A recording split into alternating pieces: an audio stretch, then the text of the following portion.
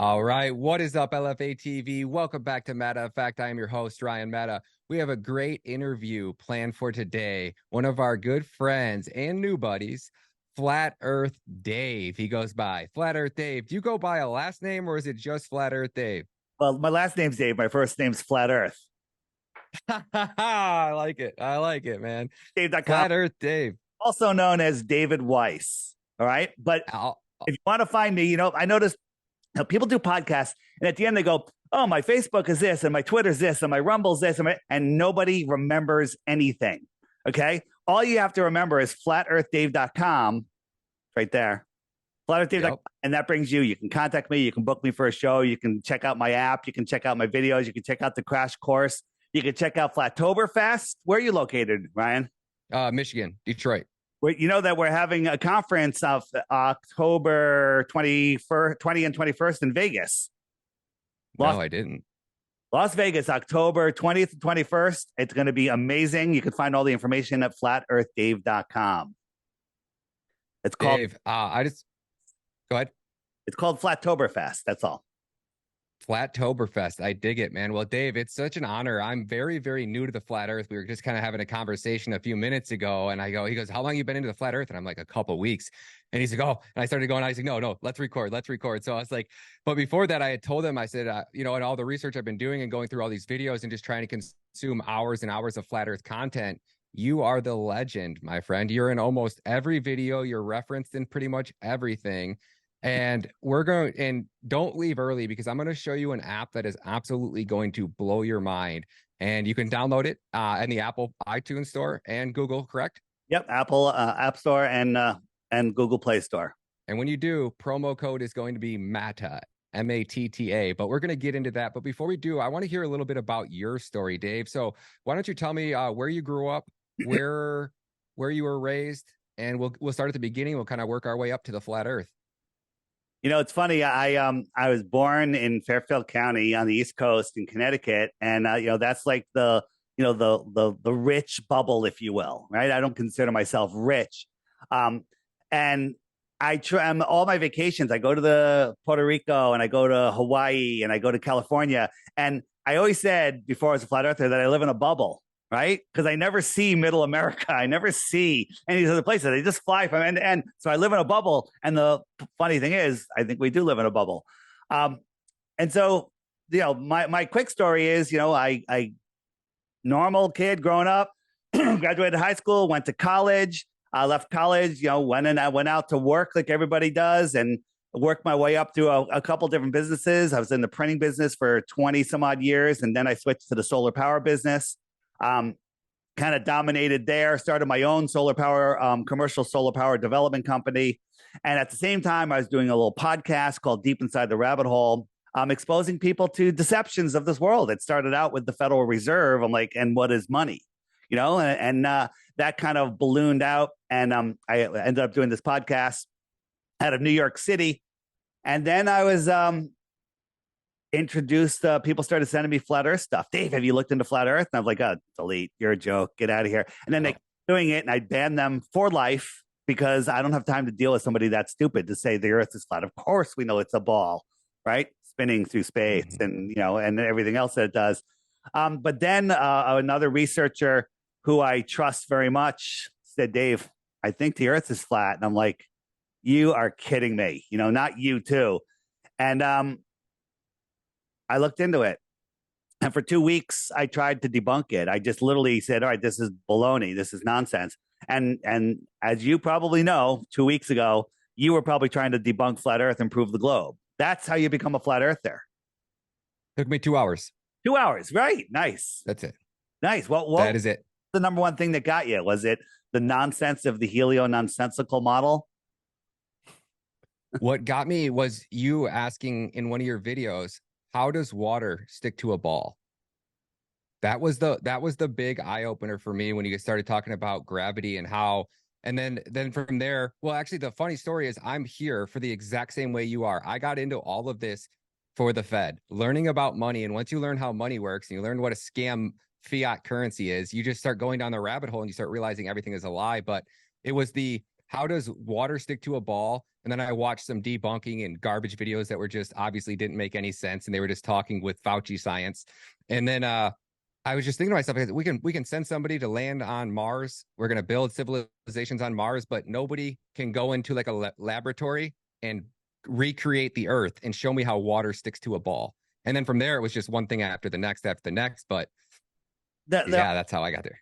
On the globe side there is, that's because you can't, pouring water. I hate when flat earthers pour water on a basketball or on a tennis ball and say, why doesn't the water stick? And the answer is, in the gravitational model, is because it's not big enough to hold the water on with the gravity, right?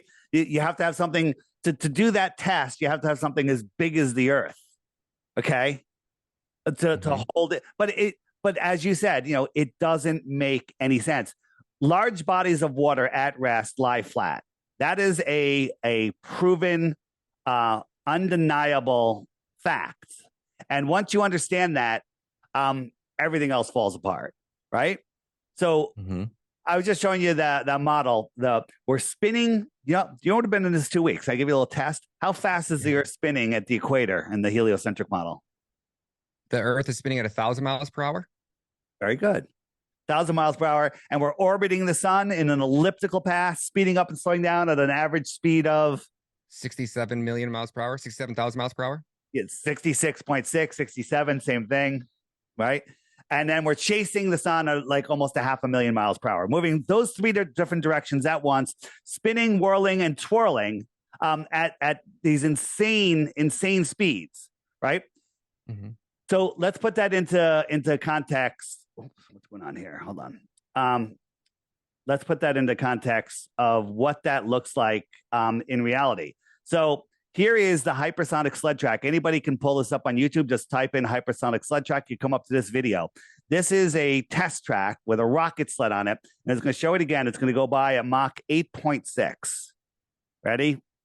Can't even see it, right? Well, if I had the sound on, it's shocking to you, right? It goes by so fast, your whole body, every cell in your body goes, whoa, right? So you can barely fathom this speed, let alone twice the speed.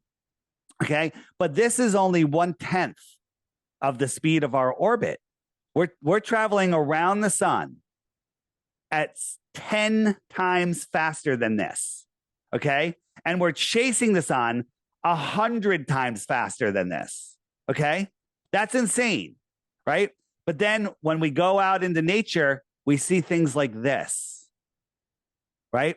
What does your common sense tell you if you don't listen to the nonsense? That the Earth's not moving. This isn't moving. Tap your foot on the ground next to this lake and it's going to send a ripple all the way across it. Okay? 100%. Get a dinner plate. Go in a car, the nicest car on the smoothest, straightest road you could ever find. Set the cruise control at 100 miles an hour. Get a dinner plate, fill it with water. Okay? Take the slightest turn, the slightest acceleration, or the slightest braking. And what's going to happen to that water? It's going to off the plate. Go right off the plate. Right? We're whirling and twirling at incomprehensible speeds. Oh, but it's so big. Gravity is holding it down. Baloney. Okay? Nonsense. We are perfectly still. Now, this water is contained. It has land all the way around it that is higher than it. Okay? It has land all the way around it, right? So they tell us that Antarctica is a continent about 11 to 13,000 miles in circumference at the bottom of a ball, but no one is allowed to explore anywhere except the edge, which is weird, right? It's really weird. It's really weird. So for those of you that don't know, flat Earth isn't a disk floating in space. That's what they want you to think it is. We're a pond. We're just a giant pond with continents. These are islands in the pond. And the shoreline of the pond has to be higher than the surface of the pond. Well, Antarctica, many of you don't know, is the highest land basin on Earth. There's even claims that the mountains and the outskirts of Antarctica, as I'm saying out, not in, because Antarctica surrounds us. They say that there's mountains higher than Everest. I can't confirm that because nobody is allowed to independently explore. So people are Googling right now, well, trip to Antarctica. Look, there's 100 different companies that'll take us to Antarctica. They are, but they're all run by the Antarctic Commission. So they're all really one company, 100 shell companies competing against each other because they all work together. Okay. Kind of like everything else in this world. Right. And they'll take you from Santiago out here to a little island. Okay. Now, this little peninsula here is bigger than many countries. It's huge. Okay. They'll take you to a little island, and one of two islands, Deception Island or Rothschild Island. Those are the islands that they take you to. And they're gigantic. And they'll show you ice, they'll show you penguins, but they will not let you explore independently out this way. Why is that? Very good question. Why is that? Well, the answer that they give you is, well, it's the only pristine place on Earth that they can't pollute, and we don't want to disturb the migratory paths of the penguins. Now, this treaty, called the Antarctic Treaty, went into effect in 1959, I think, 1959, 1961, somewhere in there, when environmentalism wasn't even a word, okay? Nobody knew anything, right? And we could go and burn down the Amazon and, the lungs of our world, but nobody's allowed to go to Antarctica, to the outer spaces of Antarctica, because we don't want to hurt the ice, right? Right? People, well, there's bases in Antarctica. Yeah, there's bases. Here are the bases. They're here along the edge, as I said. No one's telling you what's out here, what's out there, what's out there. Right? Mm-hmm. So here's something very interesting. Here's Google Earth, and I've got you do this, go onto your web browser of Google, right? If they haven't fixed the patch yet, and you can measure the area, shows right here, of anywhere. But when you try to measure Antarctica, watch what happens. You see that? It makes a loop, it flips out. What the loop all the way around, right? Let's try another place. So we'll go, let's go over, where are we going? We'll try Greenland, right? So I'll make a little line around Greenland. Oh, I'm doing the North Pole here. This is the North Pole. And the same thing happens there. Everywhere else, it'll give you the measurement. Everywhere else, it'll do the proper measurement, right? Here's Greenland. I'll do Greenland. No problem. There's Greenland. But the North Pole and the South Pole, the only two places you're not allowed to physically go, you're not allowed to virtually measure. They're trying, is that Madagascar? Yep. Works perfect. Nope. Wow. Works perfect, no problem. Works perfect, no problem. Okay. So this is a problem, right? The Antarctic Treaty, Admiral Byrd and Project High Jump went out to Antarctica, said there's land beyond the pole.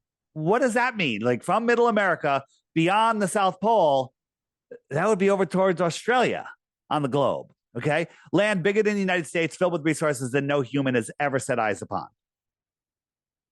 Filled with resources at a time where we're having wars for territory and resources that no human has ever set eyes upon, and they go, nobody can go there.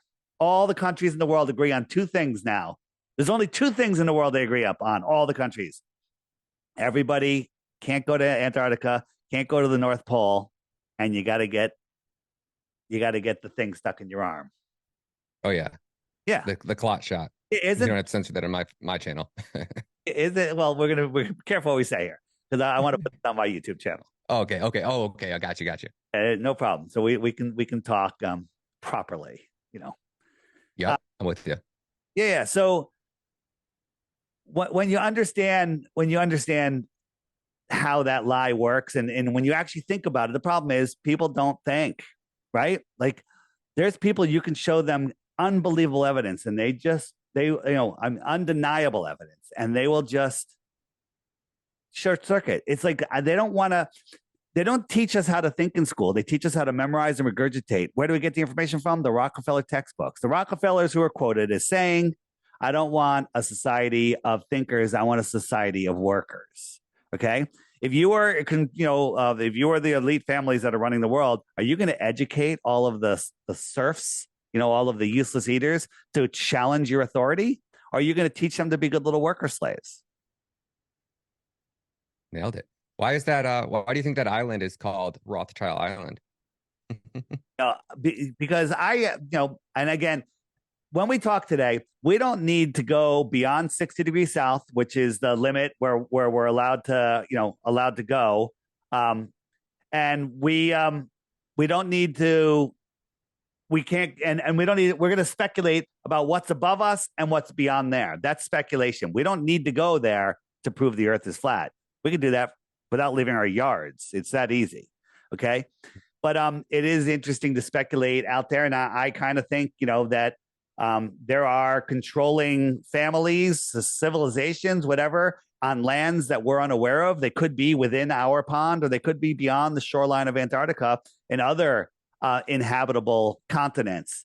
We have these world leaders that go to Antarctica all the time, and they go to South Pole Station, and then they're disappeared for 3 days. Their itinerary is blank, and then they're back at South Pole Station, and they go back home.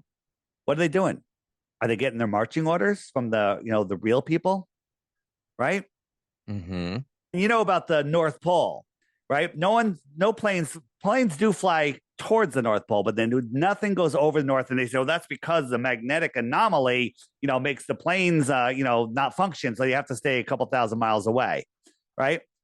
But there's some old video of the North Pole where there's like a vortex and a hole, and you can see the wind patterns. I'll show you. Well, I don't know if it's going to show you right here. So on here on the app, I have this wind map, and let me go to winds.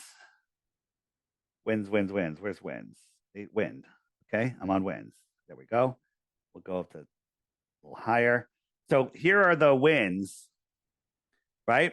But it's not going to show it today. But right in the center, you can see something blocking the winds. When there's winds that are going tight around the center, you can see something that's blocking the winds, and they call it the Rupus nigra, or the Black Rock. Who's controlling the world these days? It's called Black Rock for some reason, right? Right? It's crazy. It's crazy.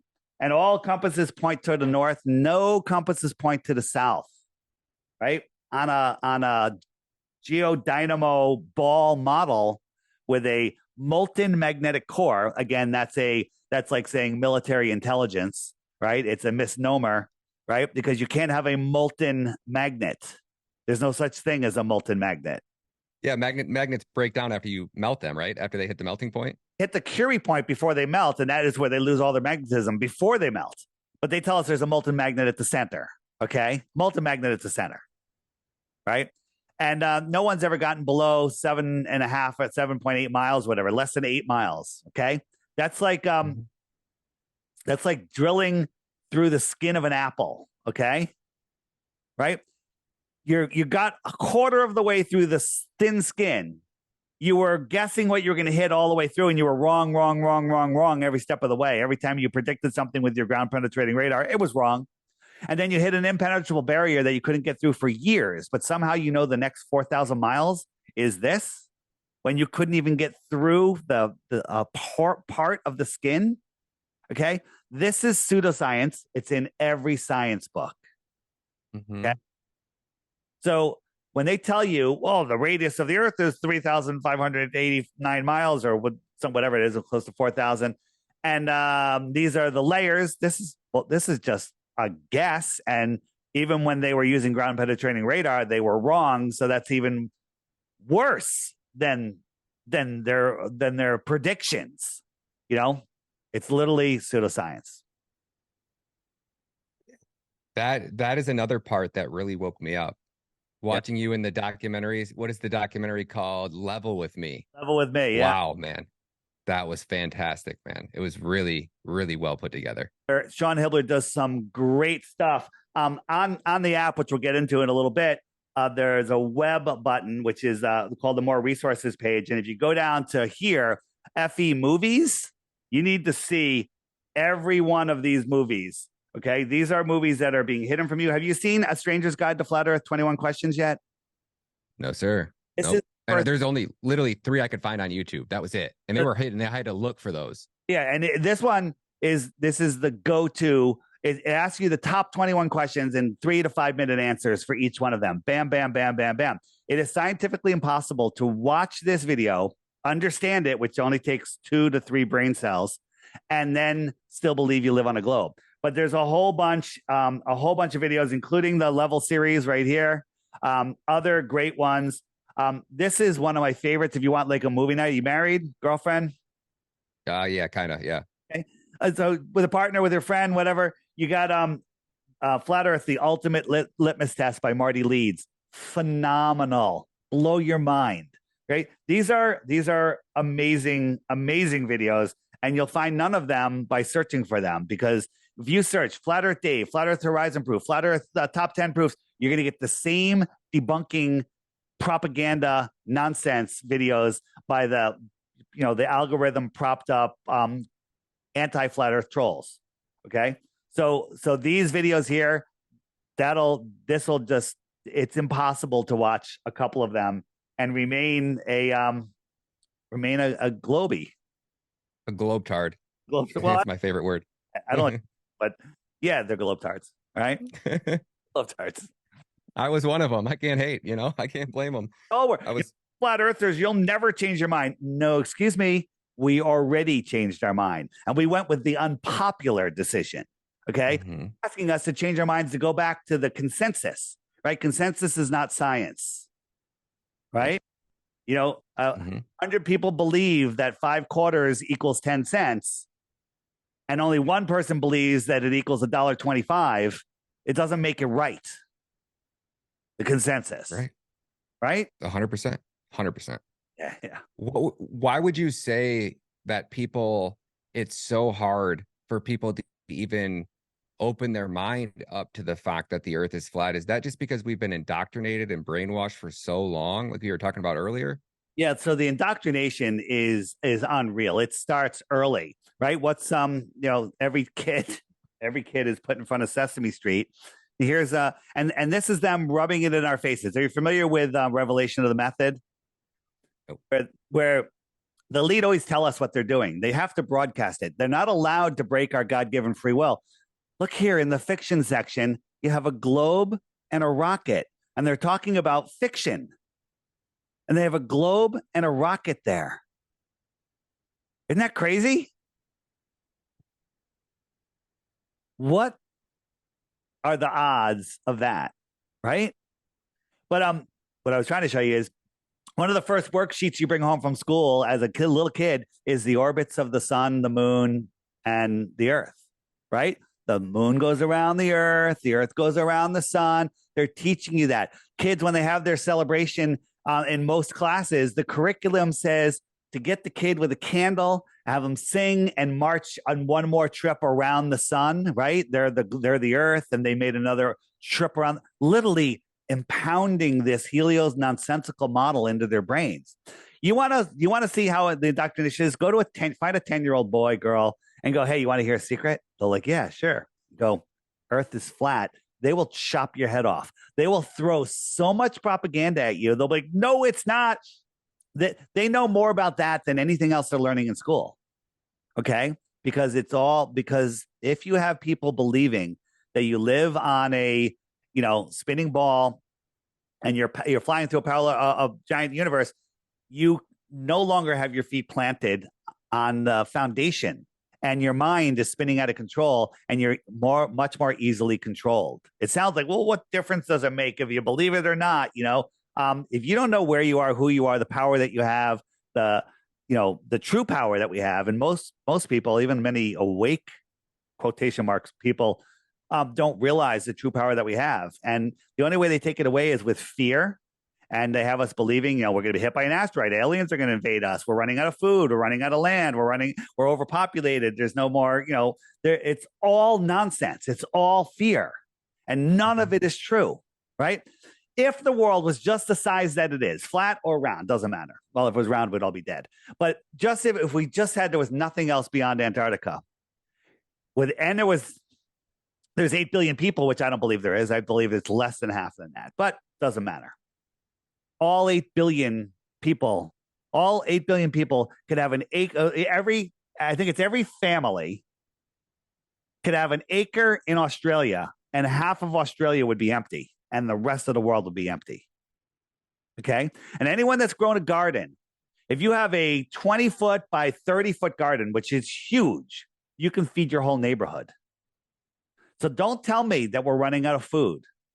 We're running out of water. Well, we're running out of water because they don't let us go down to primary water. Primary water is the oceans that are below us. Gaddafi found it. You know about Gaddafi and the man-made river? Write this down. The Great Man-Made River. And on my YouTube channel, DITRH. DITRH stands for Deep Inside the Rabbit Hole. Search in my thing for Muammar Gaddafi, Great Man-Made River. And I have 2 videos I made. They're 5 minutes long. All my videos are like 5 minutes. Okay. And you will be shocked and horrified that you didn't know about this and that we destroyed it. One of the greatest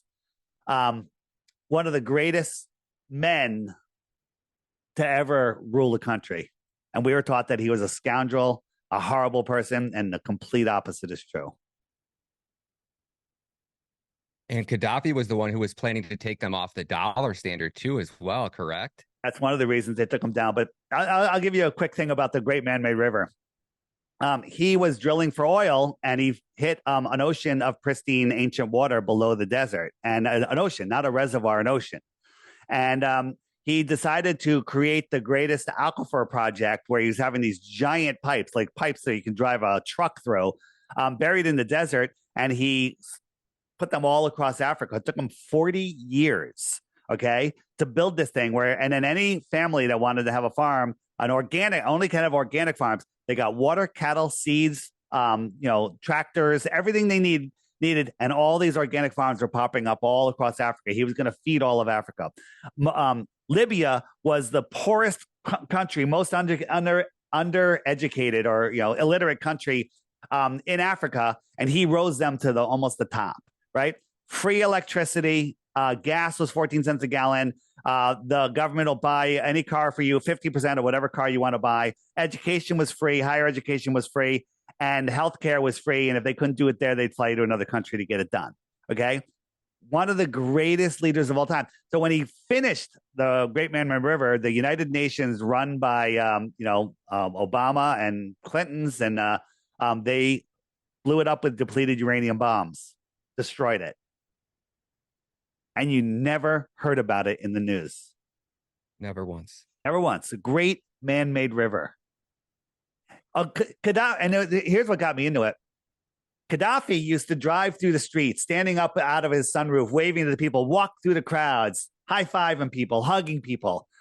I had to go. I was late for an appointment, and I tried to get on I-95 here in Connecticut, and there was cops blocking it. And I'm like, what the hell's going on? I can't get on. And I go down to the next exit. It's blocked also. I'm like, what's going on? They're like, oh, Obama's coming through anytime now. And you have to wait until he comes through. No other cars can be on the highway with him. And like 15 decoy cars come in. So who's the horrible dictator? Okay, the guy that needs 15 decoy cars and can't be on the highway with other people, or the guy that walks through his people with his arms out like this, hugging people. Okay. Crazy. It is the rabbit crazy. hole is endless. Now, in your movies, I also saw you going over a bunch of declassified or quote unquote leaked documents from NASA and the CIA. Can you tell us a little bit about, how NASA got started, what the CIA's involvement was with it, and how hard is it for normal people like myself to find these declassified documents? I've searched, I can't tell you, in the last 2 weeks for these declassified documents, I found one. They are hidden. They are hard to get my hands on. How are you guys accessing all these? So that's funny that you mentioned that, because let's go back to the app for a second. So on the app, if we go to, where did I put them? On the frequently asked questions page. And then there's are all scientists and are all space agencies in on it? No, not that one. Are all scientists in on it? Where'd that go? I thought there was one that said all scientists. Are all scientists in on? Oh, Here? Was it there? Let me look. Um, and I have the video that goes through all of the documents, but actually they're not. It's not there. It's somewhere else. But I'm actually adding a button that's going to link to a Google Dropbox that has all those files on them. I have them all. No way. How many are there total? If you just had to take a guess, ballpark. There's tons. There's tons. Pastor Dean Odell, if you know who he is, he a fantastic presentation. A fantastic presentation on it, and he's got tons of them. But they keep moving them. They keep you go and they change the links and stuff. But we have them all downloaded. And basically, they're just talking about everything is done on a flat, assuming a flat non-rotating plane. So, and NASA was started by a bunch of witch doctors, essentially. Where's my NASA origins? NASA was started by a Nazi scientist, Werner von Braun, right? And about him and his gravestone. Yeah, I've seen this in your videos, but go ahead, tell us about it for people that don't know. Werner von Braun is a Nazi rocket scientist. So was brought over in Project Paperclip. Cool story. I don't believe it. Because there was no space race. It was all the Russians and the US and everyone else. They're all in it together. But their psyop was they're bringing over the scientists here, and he ran NASA. And on his gravestone, now is this a whistleblower or a revelation of the method or just a poke in the eye? I couldn't tell you. And it says Psalms 19:1, the heavens declare the glory of God, and the firmament showeth his handiwork. Okay, why would a NASA scientist or NASA, the head of NASA, why would he have that on his gravestone other than to, give us a poke in the eye, I think. And then the founders of NASA, Ronald Hubbard, founder of Scientology, Walt Disney, right? Walt Disney, come on. Werner von Braun, ex-Nazi, Jack Parsons, right? And Aleister Crowley, one of the most wicked men in the world. NASA. Get out of here. Those aren't, this is NASA. What? Yeah. Yeah. It goes on, dude. 2 weeks. I thought you were going to say like a year. So wait, check us out. Elon Musk. We're going to go all over the place here. Yeah. Let's do it, man. I'm down. So this is Elon's SpaceX rocket that's going to go to Mars. This is a prototype that he built, right? Mm-hmm. In 1957, Werner von Braun wrote a book called Project Mars about a rocket that was going to take a whole bunch of people to Mars, and they were going to start a society there. Okay. Does it look similar? A little bit. Elon made a tweet. I like my design, but I want to make the nose a little pointier. Interesting. But the more interesting part is in 1957, when Werner von Braun wrote that book, there was a group of people going to Mars. And guess what the leader of the group's name was? What's that? Elon. What? Yeah. What year was that book wrote? 1957. A guy that's going to take people to Mars with the name Elon.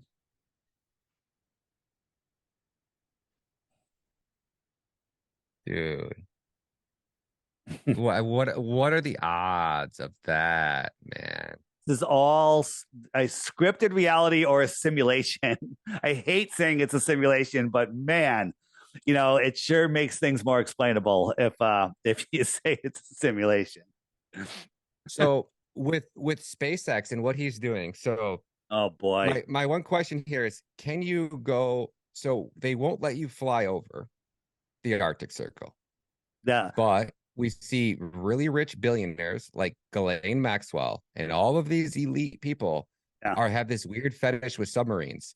So can you go under it is my question. Stories about Nazi submarines down there. And very interesting. I'm a believer in the underworld and the, the subway systems in New York City. They were here. Before we said that we built them. Years ago, they were going to build, I think it was the number 6 line, and all of a sudden it was built. It was already there. They just renovated it. Okay. It was from a previous civilization. Right. Have you gotten into the old world civilizations yet? Not yet, but keep going, man. Fill me in on anything you can. I'm like a sponge right now. So on the app, on the more resources page, if you just scroll down to lost history, this is Yep. good. And another one is biogeology by Stellium 7. Is that right there? Hmm. Right. Yep.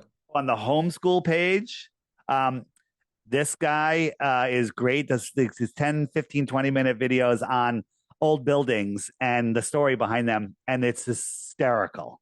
It's unbelievable. It's called My Lunch Break.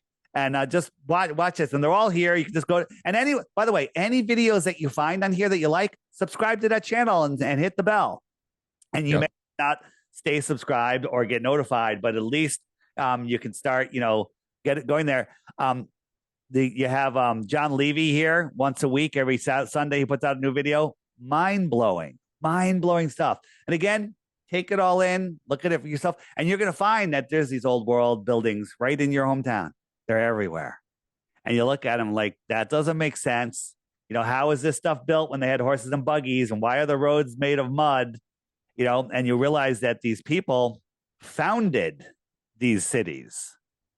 Means legally they found them. They didn't build them. Founded doesn't mean built. It means found. When you see Wow. in 1857, it was found. Yeah. Dave, so tell everybody about this app real quick. So we keep referencing this app. I want to show everybody. I'm going to have a promo code if you guys download this app. The code is going to be Matta, Matta. And Dave, you built this app. Well, you had a team or people help you build this, but this is your app that you, I believe, designed and put together. It's one of the most elaborate and well put together apps I've ever seen. Why don't you walk us through it? I will. So I'll give you the quick story behind it. Is Yeah. out and and when you wake up to the understanding that we don't live on a spinning globe and the Earth is a level horizontal plane, you just want to share it with everybody because sharing the truth is a really good thing to do. And flat earthers aren't depressed because we no longer have that disconnection with our soul going, hey, wake up, it's not a ball, right? And people just ignore that their whole lives. And we just want to share it with other people. So I would always be trying to pull up pictures. Oh, damn, where's that picture? And I'm scrolling through pictures and I'm looking for a video and I can't find a video now. And I said, and then I was trying to show people like, here's a model, the sun goes around and the moon. And I was like, I'm going to make an app and I'm not even going to publish it. I'm just going to have it on my phone. But everyone I showed it to said, wow, where can I get that? So I put it in the app store. It was free. And then the people were like, hey, can you add this? Can you add that? Can you add this? Can you add that? And then YouTube started censoring all the videos. So I added the video of the day. Every day there's a new video right here that YouTube won't share with you, but I will. Okay. And so it started costing me a lot of money, thousands and thousands of dollars. So I said, I'll charge $3 for the app. One-time charge, $3. Pretty good. Okay. And then it got bigger and bigger. And we'll go through a bunch of the features. But then I added a subscription for some higher end features. But you don't need the subscription, but you're going to want it. And the subscription's $11 a year, or you can trade in 11 referral points. I'll get into all of that. Okay. So here's the app. The sun goes around once a day, keeping track of the hours and the days. The moon, I'm going to speed it up, goes around keeping track of the weeks and the months. The sun will lap the moon every 28 days. So you see it's getting farther and farther from the moon, and the moon is getting bigger and bigger. And so the weeks are tracked by the weeks and the moons. There used to be 13 moons of 28 days, which is 264 plus 1 day to reset. And that was our year, but they hijacked our calendar. Okay. And then on top of that, we have the stars that are going slightly faster than the sun to the point where they lap the sun once every 365 days. So the sun will slowly drift back into each zodiac for about a month. That's when they say, when you were born, I was born in Cancer, the sun was in the Tropic of Cancer when I was born. That's my sun sign. I used to laugh at astrology, but now I laugh at astronomy. Astronomy is pseudoscience. Astrology is the real science, okay? So that's just the beginning of what the app does.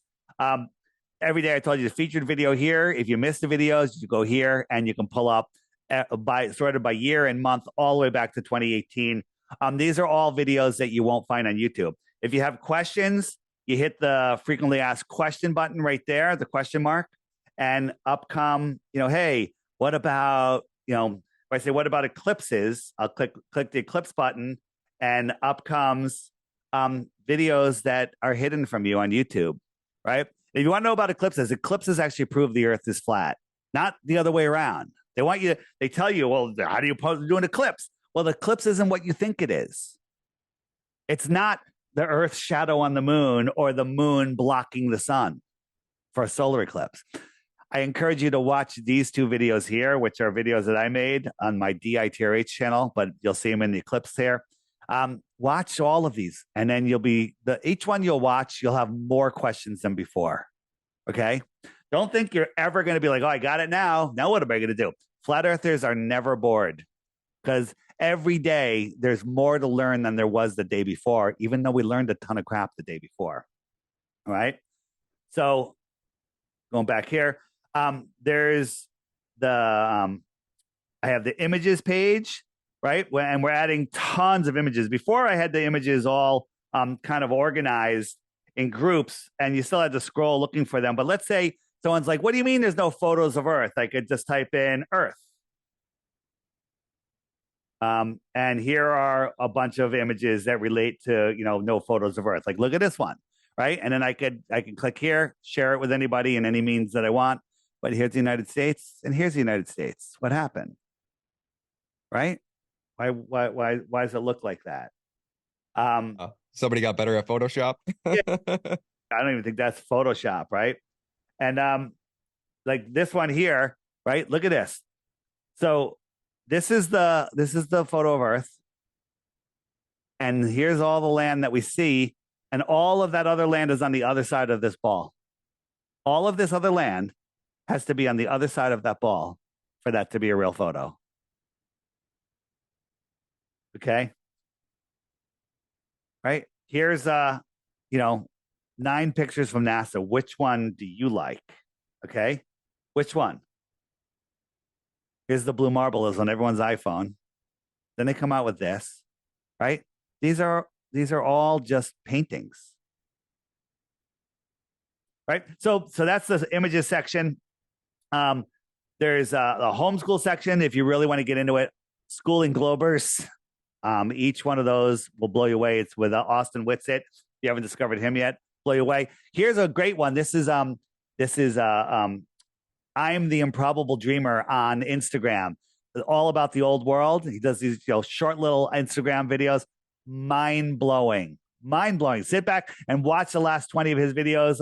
You're forget it. You thought the rabbit hole. There's no bottom to the rabbit hole, so just enjoy the fall because there's no bottom.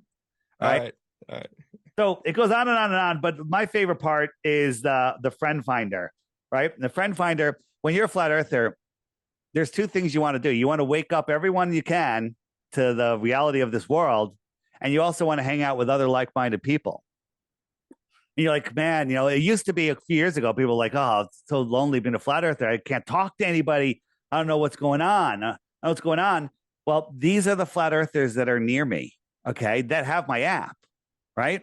And I could click on one of their names and on one of their dots, and I could look at their profile. I could, I'll pull up one here. Here's one. I'll pull up their profile, and up comes. This person hasn't filled it out yet, but you can, you can find people. You can go into groups. You can have chat messages. If I go into the chat right here, and so these are my chats, right? Just like regular chats, kind of like Telegram. Yeah. And should I show people that? How about the video calls? Yeah, let's do it. Here's a group I called Beta Test, and this is where I was testing people. And I would say, okay, you know what? I'm gonna do a video call so I'm ruining the magic, so you can see how I'm really set up. And so now it's everyone's got a message, a push notification. Hey, there's Dave started a call. So if you give him a couple seconds, people will jump on here if everyone's available. Here comes there's one. You guys won't be able to hear unless I hold the microphone here. Can you say something? Let's go, Dave. There you go. You can hear. So I'm on a show. I appreciate you jumping on. And you can have these great conversations. You just jump into random conversations. You can call somebody. You can do all sorts of stuff. Where are you located? Florida. Florida. Nice. Nice. How you liking the new version of the app with the profiles? I absolutely love it. I'm a beta tester. It's awesome, man. Awesome. Awesome. All right. Thanks so much. I'm going to go. See ya. Dude, that's so freaking cool, man. Oh my gosh. There's so many things that yeah, and it's just a great way. There's already people that have, there's people that have had babies already, let alone just met each other. So, and then also, like, if I go into the profile section, one more thing. There's people that have found like-minded people that have gotten together. They've gotten married. They've had kids. There's people that have started working together. There's people that are prepping or doing whatever, or just become best friends. There's, I showed you earlier when I'm on the map screen, I could say, all right, 50 kilometers. And it says, all right, there's 520 people in 50 kilometers. I could send them a group message. Everyone will get a separate message saying, hey, we're having a meetup at Rico's Pizza at 4 p.m. on Saturday. Bam, we did it last fall, and about 85 people showed up. And it's a great way to meet. And by the way, I've never met a blue dot I don't like. Okay? Right? Yep. Everyone is awake and aware. The conversations are phenomenal. So here's my profile. I got some more friend requests I gotta respond to, but I can search for people. But in your profile, you can put all your keywords. So let's say I'm a real estate broker. So I wrote real estate broker, residential. I'm in Florida. Just put in all the keywords that I want. So if anyone says, hey, I think I want to move to Florida, I could search in real estate Florida, and bam, those person will come up. And guess what? I'd rather work with a real estate agent that is awake and aware to this world than somebody that thinks they live on a spinning ball, right? And you got your wall. So you can put images and stuff down, and and videos, post videos, whatever. And so when you, like, if you're in a conversation with somebody on Comet Chat, you can go check out their profile, see if they're like, hey, you know what? Let me reach out to this person. Hey, this person is looking for a job, or hey, if you're a cook, a chef, you have a lawn care business, whatever, you can find the other people around you. So we're creating our own network. It's our own LinkedIn. It's our own Facebook, and it's only filled with purebloods that understand where we live. So there you go. That is a fantastic app. Make sure you guys swing over to the Apple Play Store or the Google Play Store. It's on the Apple iTunes Store as well. You guys can download it. Promo code Matta. You got something else to throw in there, Dave? So there's already knockoffs. There's people. There's on the Google Play Store. There's Globe Trolls that have created a really horrible app. If you accidentally buy their app, before you ask for a refund, leave them a proper review. But if you want to make sure you're getting the right app, just go to flatearthdave.com. Gigantic banner at the top. Click it. The app's $3, a one-time charge. You do not need to subscribe. But if you want to support me and you want to enjoy some of the other amazing features on the app, subscribe. It's $11 a year. Or, I forgot to show you, in the referral area, and you're going to put in Matta, M-A-T-T-A, because when you download the app, first thing is going to say, do you have a referral code? Put in Matta. That way he gets a point. And the point just put you on the leaderboard. And it basically, I always say, when you're at the pearly gates and the God is looking at your scorecard, if you woke somebody up to the flat earth, you help them find the creator. You help them break away from the heliocentric model. So that's a point in your favor. So let's say you're right on the borderline of making it in. You show them your app and go, look, I've got 63 points. That could be the tipping point. I'm just saying, no, it's possible. It's a possible. Yes. You can't rule it out. Okay? No, can't rule it out. Everything's on the table. And then, hopefully we can get him on the leaderboard. And this shows the top 100 people. I did Man in America, one show. He got 237 people that signed up. And he's in our network, right? He's on LFA TV. Do you know that? No, I did not know that. So Yeah, that's awesome. that'll be a lot of fun. And again, it's all fun. Now, why am I pushing this app? I'll tell you why I'm pushing it. Because even if it wasn't my app, I would push it because it is the single best tool that everyone has in their pocket at all times to help wake people up. Like you're stuck in traffic, you're waiting in line somewhere, you got some time to kill, right? Well, and you want to watch a flat Earth video, you're going to spend hours. You're going to spend the entire time looking for a good video. You're not going to find it because YouTube doesn't want you to see it. But they're all here on the app, all of them. Any good video that comes out is here. It gets featured on the app. You want to know, it's funny, Dave, is the first time I started to go down the flat Earth rabbit hole. I was going to do a show on LFA TV. People kept asking me in the live chat what I thought about it. And I was just, the Earth's probably round. I don't know, but everything they've told us so far is a lie. I started going through all these conspiracy theories, and you start really learning how everything in your reality is pretty much a lie, or it's directly connected to a lie. And I got on YouTube. And even on Twitter, now that Elon's there, it's fairly better. I found a few clips on Twitter, but I scoured YouTube, couldn't find anything. I tried to do, I think I spent maybe 30 minutes one day watching all of the videos that I could collect from the places that I could find them that seemed somewhat relevant. And I couldn't even put together a full hour stream on it. And I was driving last week, and one of my subscribers actually sent me a link to Level With Me. He's like, have you ever seen this? You got to watch it. And I was like, oh, yeah, I started to watch it for a second, but I got busy. And then I was headed down to California to expose how our government's trafficking children. Our government's actually running one of the largest child trafficking organizations funded by these NGOs. And I was going down to film one of these camps down there and speak with this whistleblower. And I had a really long drive, and I just started to watch Level With Me. And 2 weeks later, here we are, my friend. It's been a nonstop roller coaster. The whole series, Level, The Next Level, and Level With Me. I watched them. I'd watch them in reverse order, Level With Me first, and The Next Level. And that's a great start. And then there's a whole bunch of other videos by Sean Hibler on some short ones on that FE movies list. There's one called, what the heck's it called? It's called One Shot at Redemption. It's only like 25, 30 minutes long.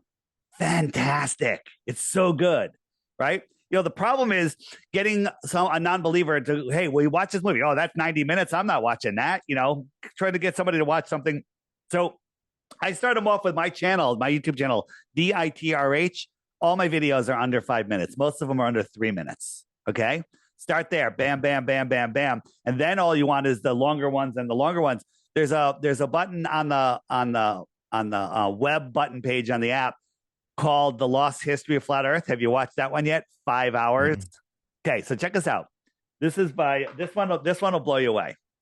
By the way, why I'm here, this is a shot that I show pictures, all stuff, and I get emails all the time. Dave, where can I that picture you showed the other day, can you send that to me? Right? And so you go here, I go to the image sections. What would you call that? What would you search for if you're looking for that picture I just rocket launch? So NASA rockets, SpaceX launch, something like that. Yeah. So rocket. That's just wrong. Oh wow, it's right there. There it is. Yeah, it should be right there. There, right there. First one. So that's how you find it. So if you're looking for something that I showed, just search the app for it, and it's there, and then you have it also. But I was going back here to tell you, what was I talking about just before that? It was the movies. I was talking about Flat Earth Level. Yeah. Level With Me. What was I saying about it? God, I just had a brain fart. Maybe I'll remember if I go down here. So you go here, go to the movies. You're saying watch them in reverse order, and then you're like, because.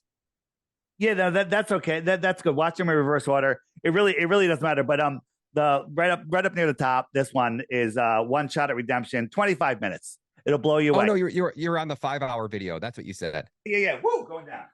I'm standing on a wobble board, right? Couldn't do that if you were spinning. So if you go to the web button page and scroll down right here. So when and there's a whole series here, but the first one is 5 hours. So you gotta hold on one second. I just gotta grab my power cord. Hold on. Yeah, go ahead. Take it down.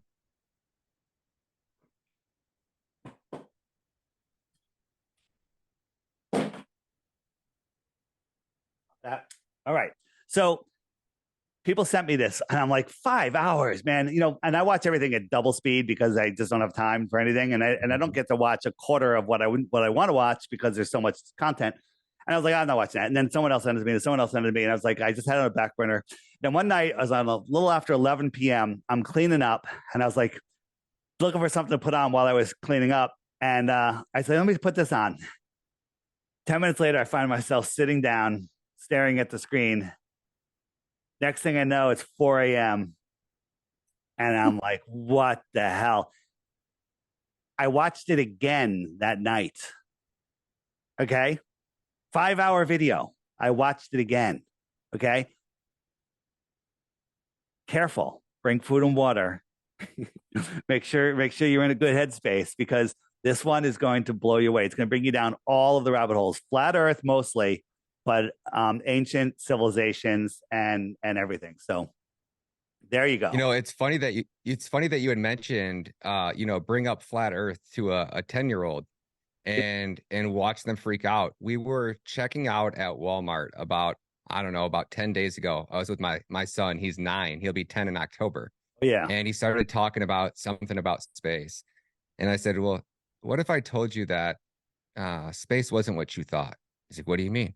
I go, what if I told you that the Earth wasn't round? And he's like, Dad.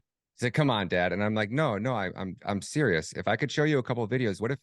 And he goes, well, how can the Earth not be round? I go, well, have you ever seen water stick to a ball? Have you ever seen a rocket that goes straight up, or do you ever see them? They kind of curve like that. And it was like, I got his attention. He watched Level with me. He couldn't put it down.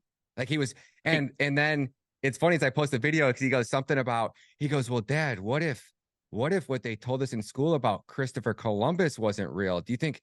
I go, well, who would have created that lie? He goes, the government. I go, that's my boy. Scroll down. We got Flat Earth experiments. If you hit that, the first video, this one right here that has the different color lasers on it, watch the video. Okay. Watch all of these videos. These are experiments. People are like, well, did you go out and measure it? Yep, we did. Okay. And we did it for you. Okay. And we did it because going out and measuring, it's better to do it when it's cold out. And well, that sucks. And you have to do it at night if you're using lasers. And you have to go 20, 30 miles away from the other person, and you have to have communications and batteries, and it's not easy, but it's done for you in detail. But this one will blow your mind. These lasers are at different distances, but when you look at them with the camera literally inches above the frozen lake, you can see all of the, this is just an illustration, but they're all on the same plane, where the bottom one should be like 50 feet below the other one. But they're all on the same plane. Shouldn't be able to see any of them, but we can see all of them. Watch the video. Okay, this is the one that will seal the deal forever. Okay, seal the deal forever. But one more thing on the shopping cart page, and when you download the app, you're going to get a pop-up that's going to show you. Let me see. Let me just turn off my app. See if it actually. If I didn't tell it not to do it anymore. It's not doing it because I told it not to. You get a pop-up, but for this right here, this is another movie I was in, my third movie, called Origins Untold. We had a screening in South Carolina a couple months, yeah, somewhere around there. And it just became available for download purchase. It's $5.99. They're trying to get distribution. So if you're interested in Flat Earth and you want to watch a good movie, this is different than the Level series. Level series was awesome. I love it. But this is about a guy that heard the Earth was flat, couldn't believe it. So he decided to travel around the country talking to other prominent flat earthers. I was one of them. Mark Sargent, Jay Tolan, the Founded Brothers, and Shelley Lewis, and a couple others. And it's a human interest documentary. It's phenomenal. And if everybody could rent it and watch it with the family, $5.99. Everyone watch it together. Bring your friends. Watch it with your kids. Your kids will love it. Okay. And it's a real, I don't think there's any other flat Earth movie like this. So it's different, entertaining. It's only $6. I want to watch. Me and my son have movie night every Saturday. That's That'll be our movie this week. That's a great one. So it's right there on the app. You can download it, play it on your screen, big screen. And, they're trying to show distributors. And if they get to a big distributor, then it goes out to all the people that we want, that don't know about this stuff. They want to see that there's an audience willing to pay. So let's show them, everybody. Let's share it with everybody, and $6. It's like, you ever buy anyone a drink? You can't buy. Skip your coffee tomorrow. Yeah, skip your coffee tomorrow. There you go. Exactly. Take some Shilajit instead. What'd you say? It's cheaper than our margarita. You going out and buying a margarita with no and not tipping the bartender? And people are like, oh, subscription $11. I'm like, it's like you bought me a margarita and you forgot to tip the bartender. People are like, spending $3 on an app. Who wants a round of shots of tequila? That'll be $75. Oh, no problem. And then how long do you have that for? Okay. Yeah. But not that I'm against tequila. That is my drink when I do drink. So where did what are like the most common questions or rebuttals that people throw at you when you first start trying to tell them the flat earth? Where would you start with people? Like if you walk up to somebody and you're trying to enlighten them to the realization that the earth is flat, where do you even start? I get that question all the time, and the answer is it's never ever the same. It's never the same for anybody. It depends on where that person's coming from. So what I do is I tell people, does this ball have curvature to it? Of course it does. It's a ball. Okay. It has curvature. And there is a formula that we could say, if I move 1 inch this way, how much off of that plane, off of that tangent will I be? There's formula that'll give us the information as we go around. Well, they tell us that the Earth is 24,901 miles around, and that has a curvature formula. There's actually 4 different formulas that are good. One of them, the simple version, is 8 inches per mile squared. First mile, there's 8-inch drop. Second mile, it's not 16 inches because it's dropping away faster and faster, right? Mm-hmm. And so it's 8 inches per mile squared. And the Globers will go, that is a parabola. Yep, it is. After like 3,000 miles, it becomes not accurate. But up to 2,000 miles, which nobody could ever see, we'll get into that. It's off by a couple of feet, I think. It's ridiculous. And by the way, with all of the other formulas, 8 inches per mile squared gives the globe the best benefit of the doubt. It says there's less curvature than there actually is. Okay. But, the first couple of 100 miles, it's dead on accurate. So here is a photo. Oops. That is not what I wanted to show you. There we go. Here's a photo from a mountain. Now, when you're on the ground, the air is the thickest. When you look over water, there's moisture and everything becomes distorted. There's refraction. Now, refraction, not bringing things up that are hidden, but just blocking your view. But when you're up high, the air is clearer, thinner, less pollution, thinner air, cooler, less humidity. And we could see all of these mountains. We can see there's 8 of them, okay? They're in their proper positions. They're the right shapes. They're not clouds. They're 100% provably the mountains. You can go to a place like this or this place and do it yourself.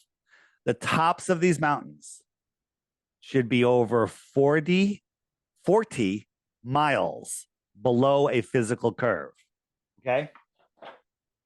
My face is behind the physical curve of this ball. You can't zoom in and see it because it's a physical curve, right? Mm-hmm. We can zoom in and see these mountains. They should be behind 40 miles of curvature.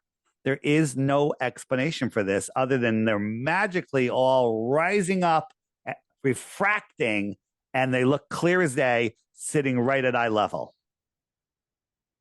Why don't they refract up higher so you're looking up at them?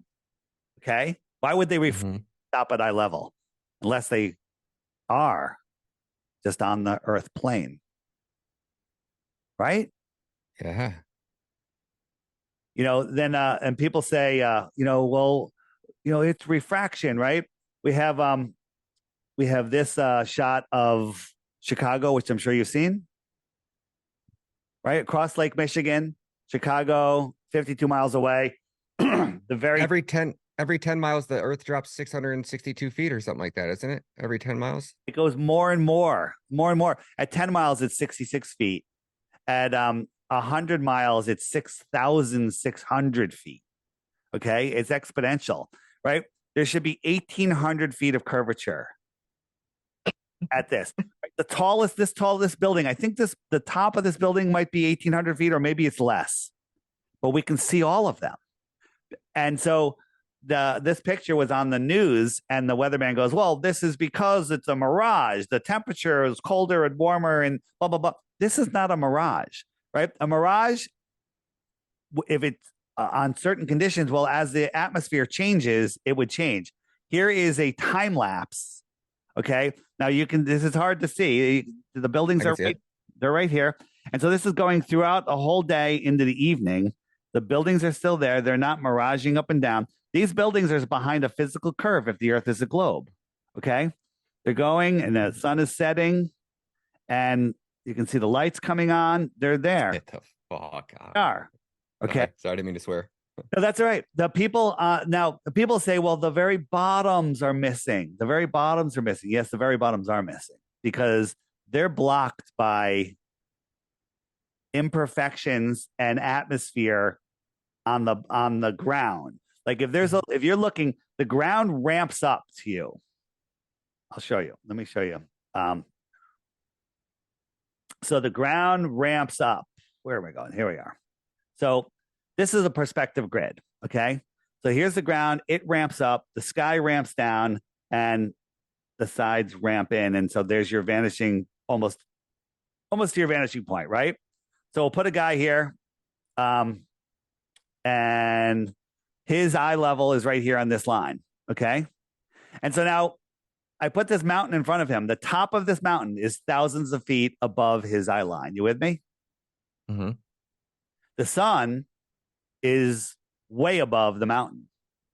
So now I'm going to push this mountain. I'm going to push the sun. It's going to go away. It's just going away. It's not going down. It's going beyond the mountain.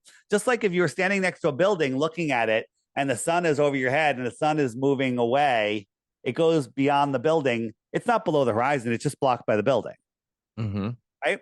So the sun is blocked by the mountain. It's just beyond the mountain. Like if he climbed up to the top of the mountain, he'd be able to see the sun, right? It's right there. It's right behind the mountain. So we move this mountain into the distance and it reveals, so we'll spread it. You can now see wider, fill in the foreground. This top of the mountain is thousands of feet above his eye in reality, but he sees it at his eye level. The sun is above there. So now we'll move the sun farther away, and it's just going again beyond this. This is thousands of feet above his eye level. The sun just went beyond it, just like when you're looking up at that building and the sun goes beyond it, it's just beyond it, it's behind it.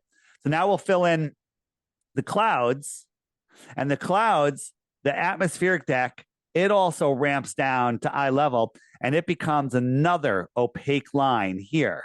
So the sun, so this mountaintop is thousands of feet above his eye level. These clouds are thousands of feet above this mountaintop, and the sun is above all of that. And as the sun moves away, it just goes beyond all of that. Goes beyond it. It's not below it. That's not the horizon. This is tens of thousands of feet above his eye level, but it looks like it's at his eye level. Got it? Mm-hmm. But people think that's going behind a physical curve of a ball. That is such a good explanation. Oh my gosh. Yeah. That just made everything make sense. It's really hard. It's hard to pull it together, right? And people say, well, if I go up higher, I can see the sunset again. That works on a flat earth, right? Here's a guy's eye level, right? Yeah. And let me see what I got here. And if he is watching something here and it goes below. This is his horizon, which could be thousands of feet above his head. If he goes up to the top of this building, he can now see farther. He can see the sun again on a flat earth. Yeah. Right? This guy can see farther than this guy. Got it? Yes. And if we were on a globe, they should be able to see the exact same. Well, they say if you're on a globe and you got up higher, maybe you can see over a little bit, but if we're on a globe, we'd all be dead. And why do you say we'd all be dead? Because we're spinning in space with atmosphere adjacent to a void, a vacuum, which is scientifically impossible, right? You'll come across the video one day and go, oh, that's why he said that. So it's actually a taboo conspiracy video talking about how ridiculous the heliocentric model is. And he kept throwing in, the best way to tell that we're not on a spinning ball is because if we were, we'd all be dead. It was a funny video, and I just say it all the time. So, and when you say heliocentric model, for people that are new, what do you guys mean when you say heliocentric? Can you give? I hear that a lot in the flat Earth. It took me a minute to do some research and dive into it, so I know people are going to be asking. Yeah, the heliocentric is what they teach us in school. The helios is the sun; it's the center, and we're orbiting around it. That's called the heliocentric model. That's what they, in science, which is truly scientism, tells you that we live on the heliocentric model. We live in the heliocentric world. Okay. And so that's not the case. We are geocentric. We're not a disk floating in space. We're not a planet floating in space. We are the center. All of the luminaries in the sky are within the Earth system. While we're on perspective, let's stay on perspective for a minute. All right. Yeah, let's go. So what do you see here? I see a boat, a pier, maybe a road into the ocean. A boat, a pier. Did you say a pier? Oh, I meant like a boardwalk, not a pier. Yeah, a boardwalk. You got a boat, you got some clouds. Now, these clouds, in your mind, you know that they're the same height. It's just perspective that brings them down, right? Got a boat here. This grass could be the way, or maybe slightly higher than the pier, right?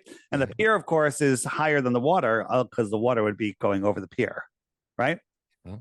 This is an illustration also. And these lights are all the same size. They just look like they're getting smaller because of perspective. This is how we see, right? Mm-hmm. Right? Do you see the Great Pyramid of Giza? No. Wow. What? Do that again. This is the Great Pyramid of Giza. This is a photograph. This pyramid is way higher than this person, right? Yeah. Here it is. It's all how we perceive things. Okay. I'll do another one. Got another one for you. Okay. Let's see how smart you are. Got a yellow line, an orange line, and a red line. Which is the higher line? I'm going to say yellow. It's the highest line. It makes sense. Yep.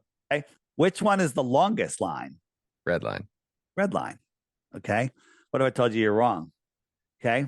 I believe you. I'm sitting on my patio in Mexico, and this bush is about 5 feet above the deck. So I have this red line. Mm-hmm. This deck is the edge before the beach, the orange line, and this is the water, which is 10 feet below the deck. So this line is 15 feet lower than this line.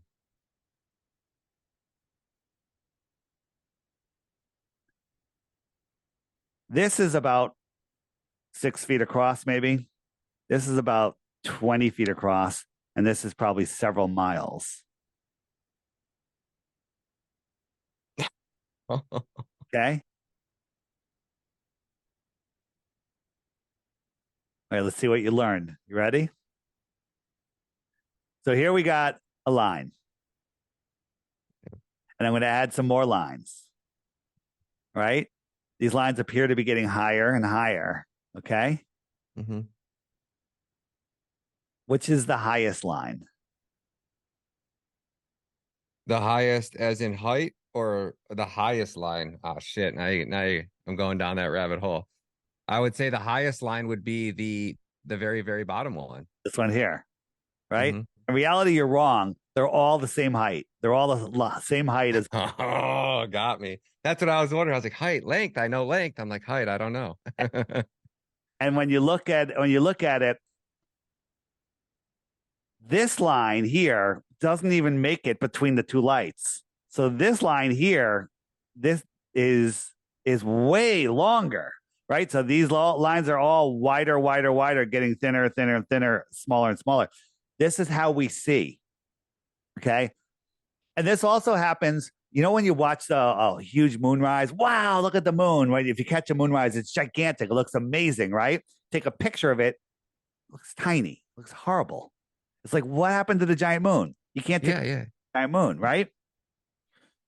Next time there's a giant moon on the horizon, turn around backwards, bend over, look at the moon upside down through your legs, and it will be tiny.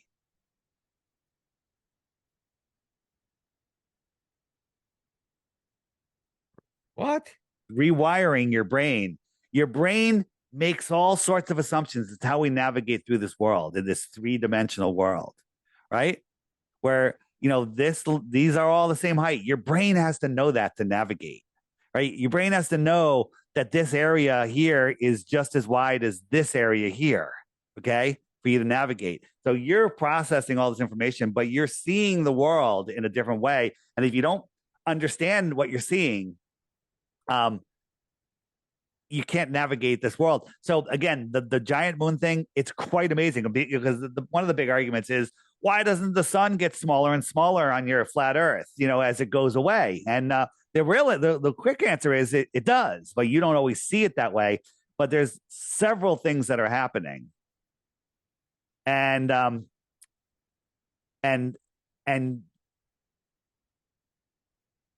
they all affect how you see it. There's magnification going on. There's the thing that your mind does that makes things bigger as they're closer to the horizon. There's a whole bunch of things. I'm trying to find my sunsets video. Oh, and I got another one. You're new. I got a lot. I can blow you away with a lot of things. So I got one for you in a minute when you finish this one. I got a question for you. No problem. Here we go. So here's one in a soldier filmed this in Afghanistan, and the sun is just going away. It's not going down. It's going away. There's no humidity. It's dry. They're up on a high plane, and the sun's just going away, getting smaller and smaller, taking its light with it. This is just going away. Why do I have Paul McCartney up here? Because he's singing, "The fool on the hill sees the sun going down, but the eyes in his head see the world spinning round."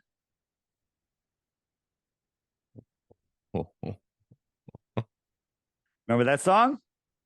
Yes, sir. Never put it together before today, right? Never. Yeah. And there's all sorts of stuff. Like, this is in Bulgaria. Okay.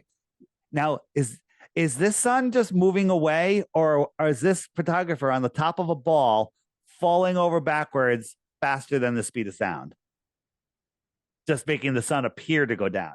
Because if he's on the sun, he's falling over backwards, making the sun appear to go down. Okay. Yeah. Is this light, whatever it is, just moving away, taking its light with it? You're going to go with B, right? Yeah. Okay. So, and there's tons of people that have taken the time and done these time lapses. Look at this sun. Are we spinning towards it, or is it just coming towards us? It's just coming towards us. Perspective is making it look higher in the sky, right? Yeah. Right. And have you ever seen my sun fade out? I'm not. I might have, but Forget what you were going to tell. You wanted to tell me something. So here's the sun. Pause for a second. Yep. We watch the sun. It's going down, down, down, down, down, down, down. Now, if the Earth was spinning, it should just keep on going, and it shouldn't stop. But what it did is it went down, down, down, down, down, down, and it stopped. I'm filming this. It's below freezing with my drone. Got it up super high, super clear day, and it just stopped. And I have this sped up like 2,500 speed. Okay. It's just sitting here. And now this you think is your horizon, but this is an optical horizon. It's a apparent horizon. And the sun isn't going down. It's just going away. And at some point, its light can no longer push through. Repeat it again over here. Its light can no longer push through, and it just takes its light away with it. Going back and forth. Yeah. Isn't that crazy? Dude. There's a button So how on the app that has a whole bunch of those. Go ahead. So my question was this. So we have a solar eclipse and we have a lunar eclipse. One is where the sun is in front of the moon and the other where the moon is in front of the sun, correct? Is that are you trying to trick me? No, I'm asking, like, I'm trying to remember what they taught us in school. Like I remember in school, like making these little boxes and we'd go out there and watch a sun. Like if they're saying, well, which one is where the moon is in front of the sun? If the sun is 92 million miles away, how is the moon getting in front of the sun? Or the sun getting in front of the moon for the opposite? Well, they tell us that the sun is 400 times bigger than the moon and 400 times farther away. Therefore, they look like they're the same size, or maybe they're just the same size. Okay, kind of weird, right? So they tell us the sun's 400 times bigger, 400 times farther, and the chances of that happening are slim, and the chances of them lining up to form a solar eclipse are 0. Okay, but let's say it's 0.0001. The chances of them doing that a second time are infinitesimally small. The problem is there's solar eclipses all the time, and every 18 years they repeat the cycle again and again. They come in cycles and patterns, and every 18 years plus whatever number of days, the whole cycle repeats again and again like a perfect timepiece.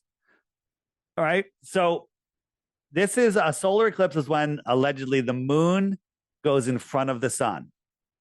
But nobody has ever seen the moon approach the sun, eclipse the sun, or exit the sun.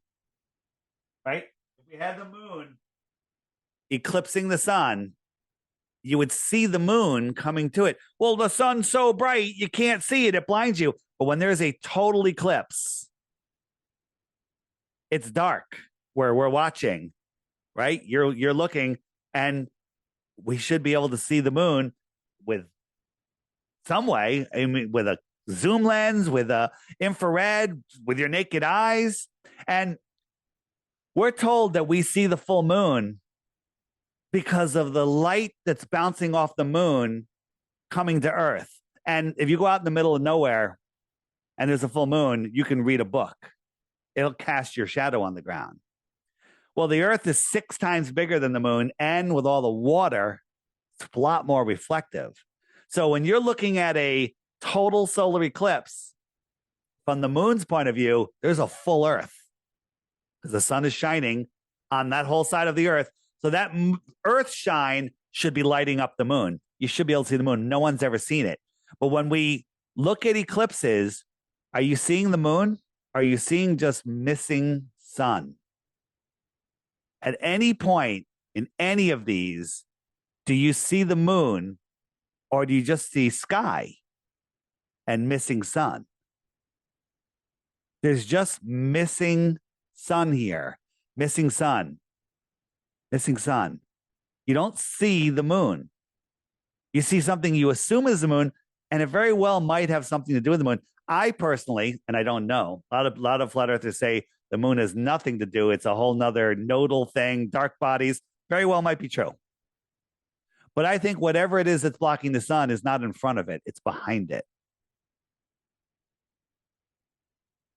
Okay? Do you see the moon, or do you see missing sun?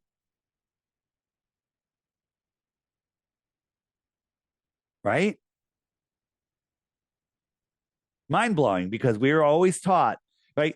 Think of this.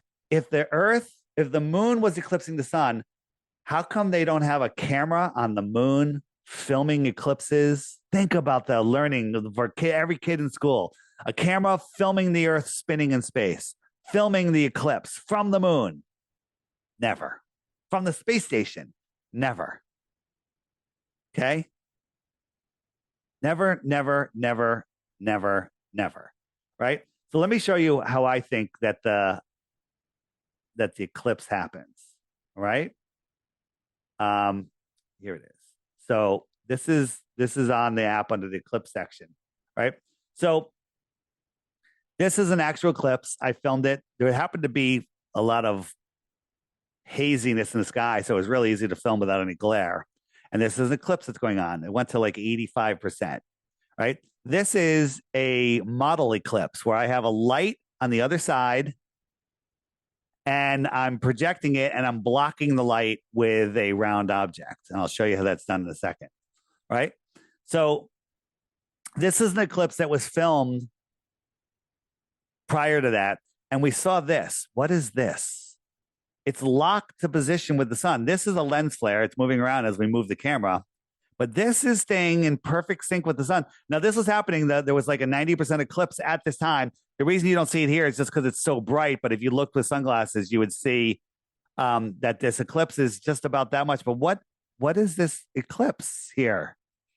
And if it was a lens flare, it would be moving around, but it's not. So I say that the sun that we see is not the actual source of the sun. It's a projection. It's like we're seeing a rear projection on our sky screen, just like my experiment here. The paper towel is the sky screen, and I have the rear projector, which is here. This is the source of the sun, and I'm eclipsing it with a dark body. Now, I don't see that dark body coming in here. I only see the missing sun. I don't see that dark body because there's no light coming off of that dark body. It's just blocking the light.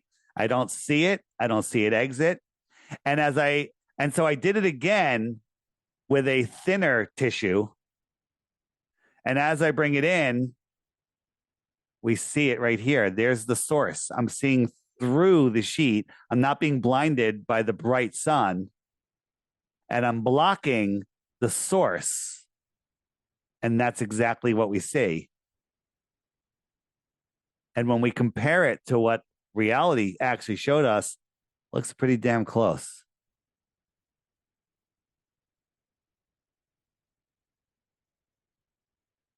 Right?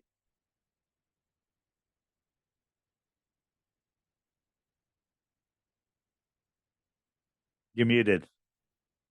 It just opens your eyes to everything. It makes everything make sense, and it makes you question everything. Yeah. Like, it really makes me question why did they assassinate Kennedy? It was because he was trying to make the world a better place. He was trying to what? Or is Kennedy about to expose and let the world in on their hidden agenda? I got one. I haven't looked into this yet that much, but remember when Nixon called the guys from the moon? Remember? Yeah, 28 minutes. Yeah. He called the guys on the moon. Remember? He's talking to the guys on the moon. Okay. This is the actual footage. They're showing the thing, they're showing the moon, right? There he is. The television does that. Whoop, I lost the signal thing, right? And so he's talking to them on the moon, right? But when we go back to the scene in the White House and we zoom in on his wall, he's got a picture of the Earth from the moon already. How did he get that in 1970? How did he get that picture?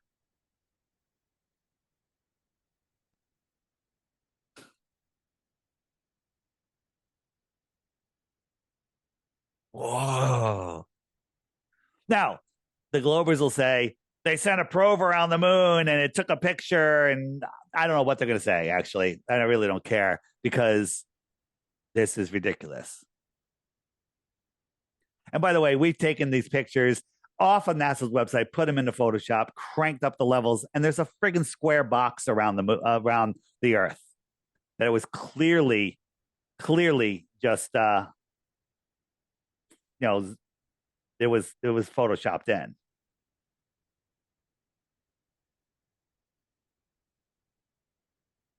Right? And wasn't there a video you guys showed of was it Reagan on Air Force One, where on the back of the Air Force One or in one of the rooms there, he's standing next to a map, which is a flat Earth map? I think that was Admiral Byrd, wasn't it? Where do I have that? It was definitely Reagan. I'm almost positive it was Reagan. Maybe. Um, But there's a couple. There's one with Kennedy on Air Force One, I think. I haven't seen that one yet. Yeah. So, where do you want to go from here? Utah. So let's talk a little bit about what might be out there. These other worlds. I have a video, and I'll probably insert it right here, right now. It's you have this map, and it's what is outside the Arctic Circle. I know I had asked you if they could go under the Arctic Circle. Yeah. So, what's outside? Now, again, this is speculation. And where am I going here? I'm looking for. Here we go. Did you make all these? Some of them that was made by an anti-flat earther that was claiming that the flat Earth was just pulled off the globe when it's actually the other way around. They took the flat Earth and wrapped it around a sphere. So here we are, right? Africa, United States, South America, right? Antarctica. What's out here? We don't know. We're not allowed to go. We want the right to go. Is there more land out there or is there no more land out there? I don't know. If you said, Dave, we're going to find out tomorrow, let's make a bet. I'd bet you $1 million there's more land out there. Okay. But again, making no hard claims, right? You know, a lot of biblical people say, well, God said he created the earth. Well, maybe the earth goes out for another 100,000 miles. And the controllers have just said, no, this is Earth. This is all there is, right? This is the heliocentric, nonsensical model, right? So what else could be out there, right? So here is how they do it.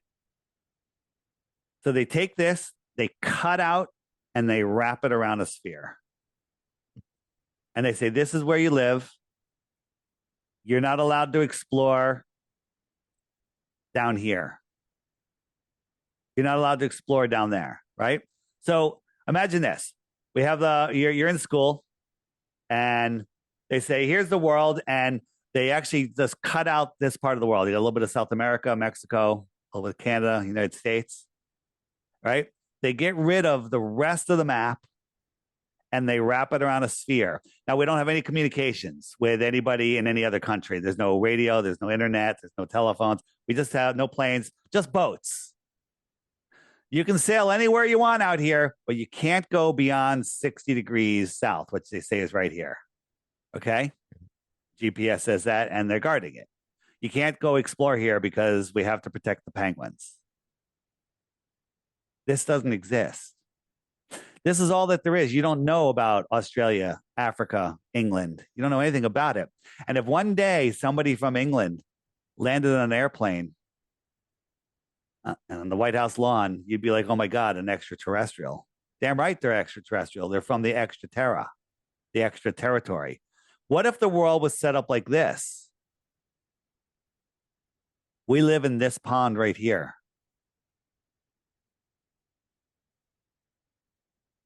We live in this pond.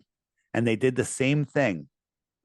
They wrapped it around a sphere, and they said, you can't go down and explore this area. You're not allowed to go beyond 60 degrees south. Well, we'll show you this little point right there, but that's it. This is a prison for your mind.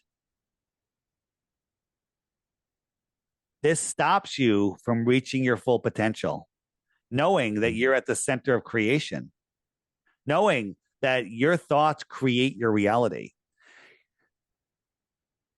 Evil in this world knows how this world works, and they know that they can't break our free will. They know that they need our permission. That's why they have to tell us what they're doing. I know it sounds crazy, but they have to tell us what they're doing. And if we don't say no, we're saying yes.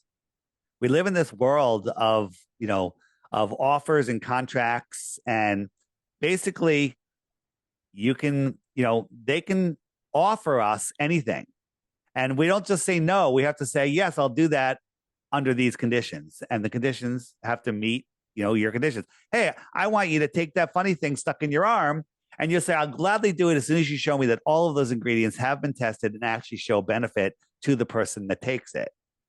Mm-hmm. Right? And they can't do that. right? So that's how this world works. I believe, and it's not just me, it's not new age thinking, that our thoughts create our reality because it's actually a proven fact. Look at your life. Everything you have in your life is because of the way that you think. You are your worst enemy and your best ally, right? All of the things that you have in your life, you thought them into your life. You thought them and brought them in. Your car, somebody thought about that car and then ended up making the car. And then you thought about the car and ended up getting the car. And whatever it is not just material things, physical things, relationships, everything is the way that you think. Your vibration attracts other like vibrating things. Well, if that was true, how come I don't have $1 million? It's because you're sitting there saying, I don't have $1 million, saying, I want $1 million. But in reality, the energy you're sending out is saying, I'll never deserve $1 million. Right? When you understand that your thoughts create your reality, there's great abundance. Nobody has control over you. You have God-given free will, and that you're at the center of creation. You've now become a way stronger person. I have another theory. I believe that the population is less than they say. I also believe that 150, 200 years ago, there could have been 100 billion people on Earth. Certainly big enough. Can certainly support all of that, especially with free energy technology, which I believe they had then. But I believe that when you have that many people on Earth, your thoughts become an interconnected web of manifestation, and the elite can't control that. They need to keep our numbers very small. This is me talking. This is my thought. Maybe I'll be proven wrong one day. I don't think so. But I think by keeping our numbers low, keeping us separated, keeping us in fear, it lowers our ability to have the great power that the Creator gave us. And so that's why they do these depopulation resets all the time. You know, it's funny that we're talking about that funny thing that they put in your arm. And if you go through and you, I heard and don't you fact check me on this, but that if you got every one of those recommended, that they are recommending that kids get now, it's like 72 of them, that your body would contain, it's like 1,600 nanograms of aluminum and all these metals and different types of metals. And it made me think when I heard you guys start talking about those vibrations, that these might not be what we think they are, that I think that there's something that has to do with messing up how your body vibrates. And 100%. And as long with the spraying in the sky, I believe that the heavens above are right there. And there's a war heavens above with all of the spraying that we see that's going on. And that's to disconnect us from source information. You know, they talk about the Akashic records, you know, how some people can meditate. The Akashic records are the records of all of everything is contained in one library called the Akashic records. I don't think it's a physical place. It's a spiritual, mental place that I have a Tesla coil that is an amazing device that fills your body with this energy. And the guy that built it got the information from the Akashic records by going into a meditative trance. They taught him how to build it, and he built it, and it's amazing. There's a lot of stuff like this in this world, but they don't want you to know about that. Okay. And so I think that when you have that many people, we all connect and we can all have access to the Akashic records. Have you ever gone to a festival? Yeah. Like a big concert. I don't know if you've ever been into like electronic music where people are doing drugs and it's just like every person you walk by is like super, super happy. I say this when you go to Electric Forest and you walk onto those grounds and you step and you're around all those people, I swear to God, on my son's life, you can feel it. You can feel the energy. You can feel the positivity radiating off people. It's unlike anything I've ever experienced in my life. I love festivals. We used to have a great one here in Connecticut called Gathering of the Vibes, a 3-day camping event. Amazing, huge festival, and just amazing people. I'm actually going to a festival at that campground in 2 weeks or 1 week. It's like a week from this weekend. And it's a huge festival. It's not a camping one, but it's just an amazing time. You know, and it's just about people being around good people and having great conversations. And of course, I'll be wearing a Flat Earth t-shirt. And so we'll see what happens there. I just ordered my first one. It should be here. I don't know. Actually, another guy I was messaging, because Anna, my co-host on our morning show, and another LFA host, she's the one who was in communications with you originally. And I was talking to somebody else on Twitter, and right after she said we have this interview, this guy messaged me, Eric, I want to say Dubry. Am I saying that right? Dubai. Dubay, yeah. Eric messaged me and he's like, you should check out our flat earth gear. I was like, all right. And I bought one. I thought it was yours. I was like, oh man, I hope it's in there for in time for our interview. And he didn't. It was the What are you there. He puts out tons of great information. And if it wasn't for him, I don't know if the flat earth movement would be where it is right now. So wow. On the app, on the shopping cart page, here's my shop. And I've got some pretty cool designs. If some that are in your face. What does that top one say? This one just says 100% chance it's flat, flatearthdave.com. That's on the back, FE on the front. This is a compass, a real compass, south, south, south, south, north in the center, east and west are circles. That's how a compass works. People don't realize that. These are I'm a blue dot. Everything in the world proves flat. But I just put a new one in, which is where is it? I got a lot on here now. Flat Earther. I like this one. I like that. It's got the map inside of it. It comes in black, and I have them also without the flat Earth. If you're like, I can't wear that, it's too much. I've got them both styles, right? And hoodies, all sorts of stuff, and these are fun. Listen, you do support me by buying these, but it's also you're supporting yourself. You're getting out there. You're having a conversation. I love this one. This is one of my favorites. It's got the map on the back, right? And it's got just a big FE on the front. And it starts the conversation, 100% chance it's flat. And they go on and on. I got a bunch. So man, I got the one that's like a North Face symbol and it says the flat earth instead of the North Face. Favorites. And the girl that makes those, she's going to be at Flattoberfest in Vegas. You should make it if you can. I actually think I can make it, honestly. Perfect. So on the app, if you go, hold on, I just want to show you. This is one I make. Flat Earth Life. That's kind of cool. Yep. All right. So on the app, if you go to the shopping cart page or on flatearthdave.com, right here, Flattoberfest. You can click that, and up comes. There it is. And how much are tickets, in case anybody's asking? Ticket, you know what? I don't even know where they are. They're around $200 or something like that. It's a 2-day event. I don't know what it is. Don't quote me. I don't know. Yep. There's. Will you be speaking there? I will be on a question and answer panel, but I'll be speaking. I'll just be with everybody because they're just talking to everybody. So just come up and talk to me. But I'll be on a question and answer panel, and there's going to be some great conversations. And we're also going to be going out on the street. We have banners says win $3,000 in chips, and we got big chips on them by giving us one globe proof. And it says, no, what does it say? It says play as many times as you like. No cost to play as many times as you like. And basically, we're just going to be out there. Everyone will have their apps or whatever paraphernalia they have. There we go. I saw my mouse on there. But check it out. Oh, that's an old ticket price. We can look right now. Let's see what the price is. So let's check it out. Flattoberfest. Get tickets. And tickets are buy tickets. Oops. Where is it? $254. But there's I ain't bad at all. I think you can get there's a 10% discount if you use the code Thanks Bob, all one word.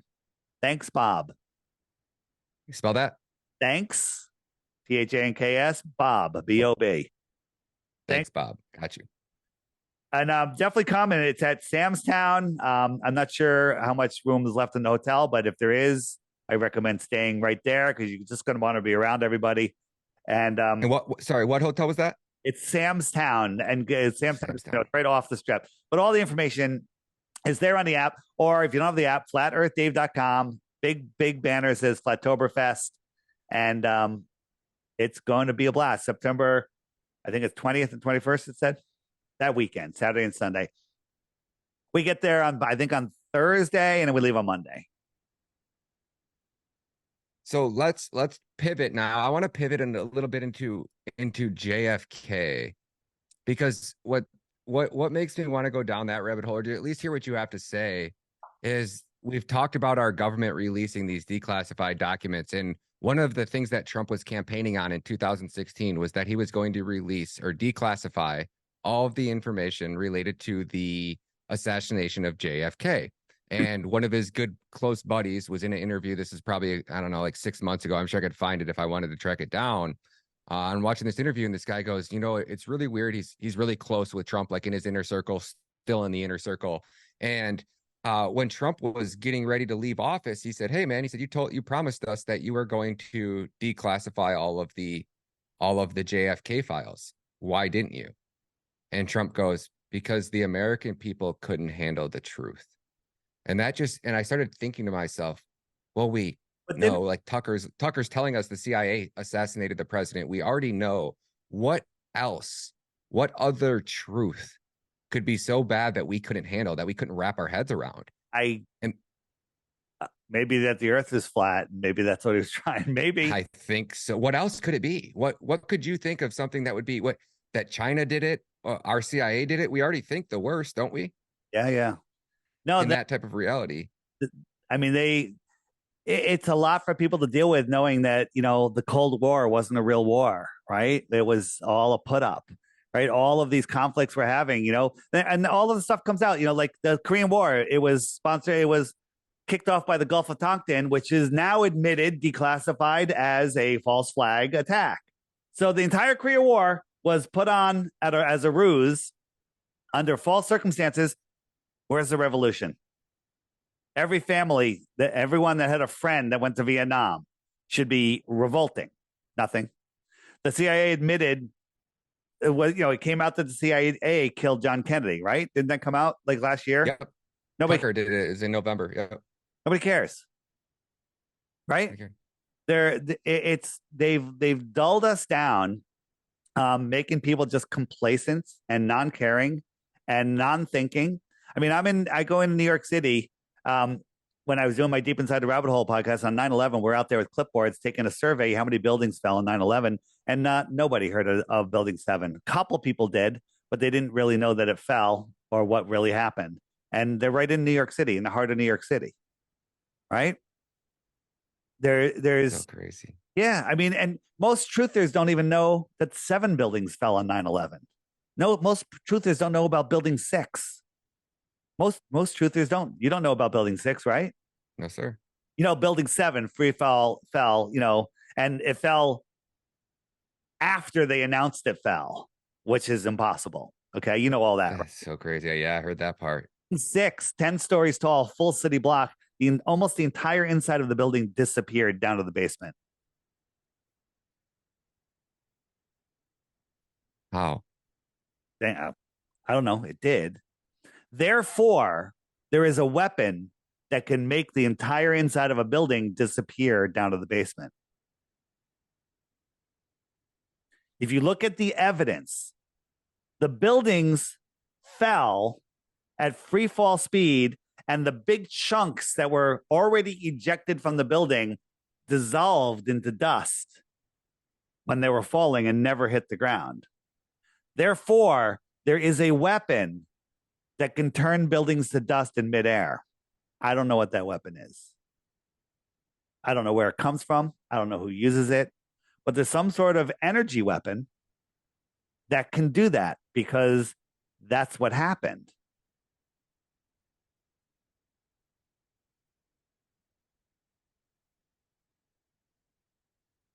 I don't doubt it one bit. After watching what we just watched happen in Hawaii. Yeah.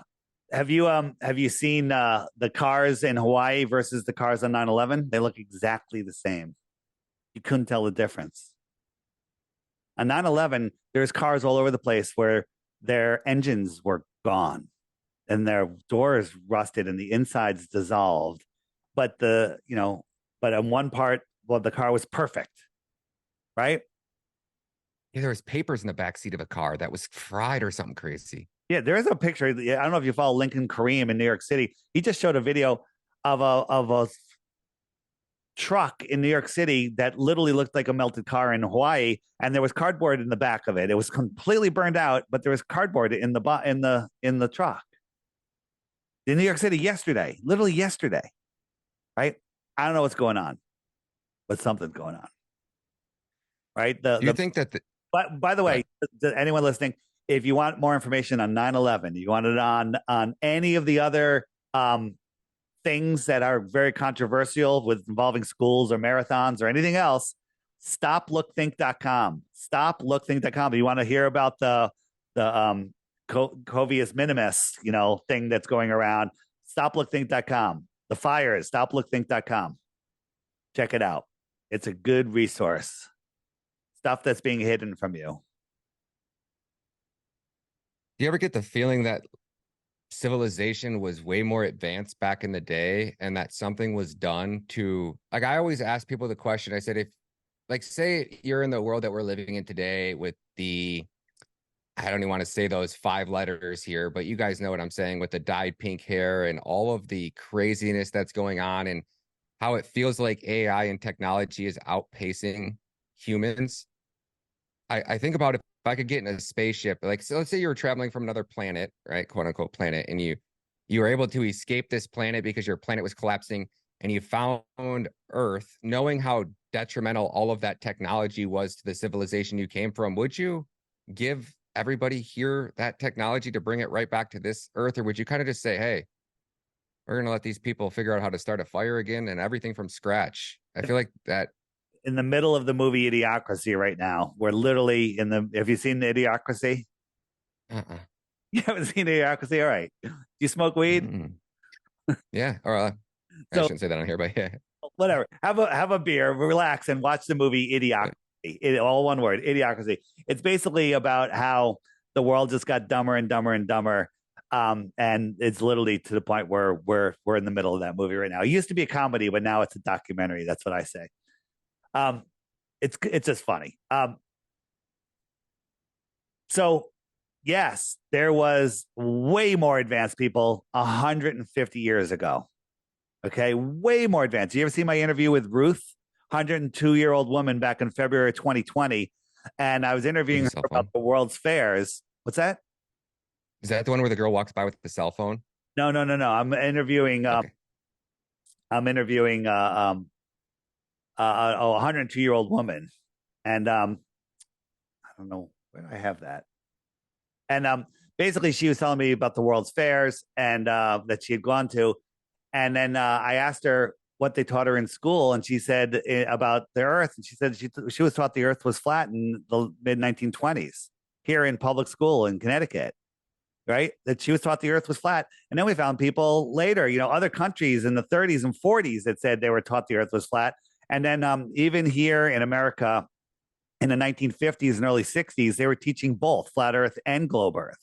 And then all of a sudden, the Rockefellers took over the school systems, and flat Earth disappeared. The Gleason's map that was in every encyclopedia and every library disappeared, and they literally just made it go away. That's crazy that you say that, because that's what made me think about that, knowing that the Rothschilds funded Byrd's expedition to Antarctica. That's what made me think that the Rothschilds named that island after them. Like, these people that are basically running the world today have been in control of things for way longer than most people think. United Nations uses the flat Earth map, right? The World Meteorological Organization, these are the organizations that run the world, right? The International Civil Aviation Organization, flat Earth map, right? And then we have our flat Earth map. Like, okay, we got our maps. This is good. This is good. This is good. And oh no, this is no good. No good, right? It's the same map. Why are they all using it, but we can't? Right? You ever see the in Africa, the United Nations building? No way, dude. Yeah. Seeing a lot of 6s there too. So what is their logic? Do you think that you can go under Antarctica? Is that the edge of the firmament where it freezes because it's technically hitting whatever You the know, firmament is, I guess, or I don't know what's going on underground because, I mean, there's a lot going on underground here. That's provable. Um, but if you wanted to have a way to connect, right? If let's go back here. If because they don't have any radars for the water, right? They're only above Earth, right? So like you couldn't fly because your plane's going to be on radar unless you made it into quote unquote out of. Well, there's buoys, beyond 6 degrees south that'll detect any boats going towards Antarctica, and they'll be intercepted. But imagine if the world was like this, and we have all of these ponds. These Mhm. ponds, each pond is a world. This is our world. We're just at the center of this pond, okay? And these are all occupying a piece of the plane. Might call that a planet, if you will. Okay. What would be the best way to travel between them? Flying in the air? Well, that's difficult because weather and maybe there's a dome. Who knows? Water becomes frozen, but underneath in tunnels, to me, there could be a whole network of tunnels connecting all of these lands. That's so crazy because Elon's talking about like vacuum sealing these tunnels that he's building under California that'll allow humans to travel at like thousands of miles per hour. Well, they already have those. We find these pneumatic tunnels that they can send pods through with people in them, that were here hundreds of years ago, all across the world. Right? They're here. There was a great civilization here. Again, in the homeschool section, check out "I'm the Improbable Dreamer." Check out John Levy. Check out the My Lunch Break. Trust me, check it out, and then use your own mind. Use your own mind. I keep up something. I'm like 5 times I'm going to tell you, then I get sidetracked and I forget it each time. It'll come back. It'll come back. Wait for it. Wait for it. I was talking about. Yeah, what beforehand? I was talking about going under, and you're like, oh, I can't go under, and that's No, no, speculation. I keep on to just shut Elon down real quick. Um, so Elon Musk and his SpaceX. Have you seen this? Oops, what the heck happened? And down. Where is it? Transition. Not coming. Interesting. I lost my. That's interesting. Oh, here it is. Is that right? It's gone. Um,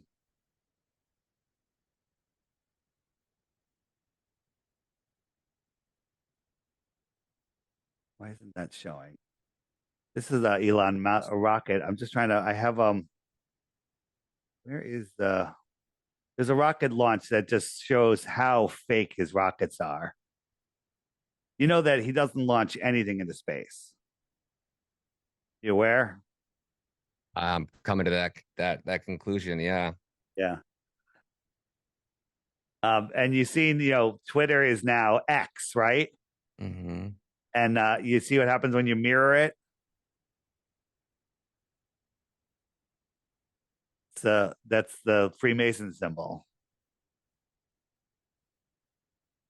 What? Just a coincidence, right? It could be. It's just a coincidence. 100% coincidence. Of course, of course. Um, and they come back with this picture of Earth, and you have sex in the clouds. Have you seen that?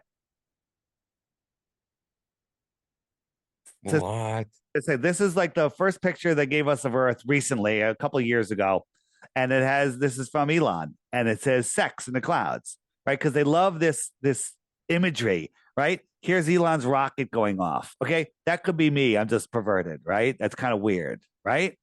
But then you look at Elon versus Virgin Galactic. You got Elon with not Elon. This is Jeff Bezos. Blue Origin. Blue, Yep.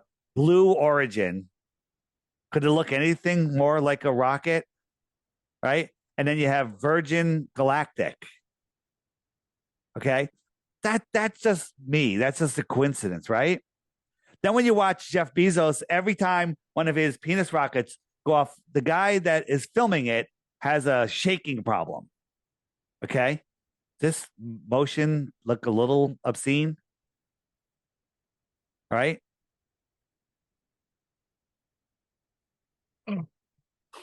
Okay. Why is this happening all the time?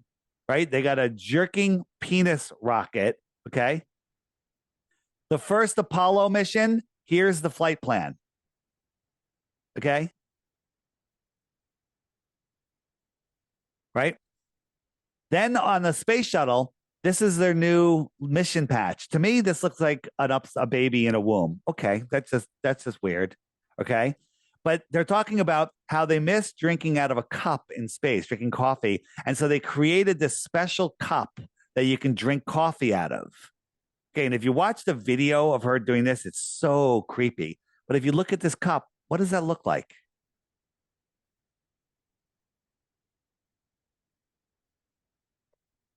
Oh, a vagina? Yeah, I mean, look at it. It's bizarre. And then, Wow. yeah, yeah, pretty weird, right? Do you think they all the people in these positions of power is like they get off on this? Like they're just like, all right, let's Totally. Totally. this is the most bizarre realization. Do you think we get to a point that we know the truth? And I think we're there. do you think this has so much to do with why Trump has to be removed from power? Why they are so hell bent Maybe of some people say that the whole system is rigged and everyone's in on it and Trump's in on it. And I can't rule that out. But, Trump says some things that are so good. Maybe they're just to give us hope. Like I watched something he did a speech a couple days ago or a day ago. He said everything that we'd want to hear him saying. But is it all just nonsense? Could be. Mhm. Could be. I don't know. I don't know what it is. But let's go back to good. I think that was one of the only reasons that he's still alive. I think he has their dirt. He has their secrets. They know he has them. That's why they raided his house, his agent's house, his lawyer's house, his doctor's house. They took all of his communications. They are on a mission to find out where he has this information hidden at, who has it, so that they can take him out. Now, that's my personal opinion. Says he's playing 5D chess. Mm-hmm. If he's playing 6D chess now, maybe that's a point. What you got there? I don't know. I'm just kind of just stepping it up a little bit. It's fascinating. I'm happy to be alive. It's very interesting. So you have the Tropic of Cancer here. You have the Tropic of Capricorn here, right? You have the North Pole, the Arctic, and the South, which is the Antarctic on the flat Earth. You with me? Yep. So anything in between these two tropics, that's where the sun never gets far from. It crosses over them twice a year. So those are the tropical areas. That's where all the tropical places are. They're in between the tropics. But it's warm. The sun passes over them twice a year. It never passes over us. It comes near us, then it goes away, then it comes back. Once a year, it comes towards us, and then it goes away. Mexico crosses over them twice. Okay, that's why it's always warm in Mexico. Anything inside of this circle here, we can call this the Arctic zone. Anything outside of the Tropic of Capricorn, we'll call it the Antarctic zone. So we have the Antarctic, the tropics, and the Arctic. So they love their wordplay. What is the sun doing? If I'm standing anywhere in here, I'm in Connecticut. What is the sun doing? Is it arcing around me? No, it's circling. It's circling, but it's arcing around me. The arc tick. It's ticking. It's the time, and it's arcing around me. Shit. Now, if I'm out here, is it arcing around me? No. It's coming towards me, going away. It's antarcing. The Antarctic. Makes sense. The Arctic Circle. The Arctic in the Antarctic because it's antarcing, not arcing. It's not going around me. Yeah, I'm saying, but they call it the Antarctic Circle. Yeah, the Antarctic or the Arctic Circle. That's what I just right. So I have a question. We were supposed to do the show today with Anna, and she got tied up doing something.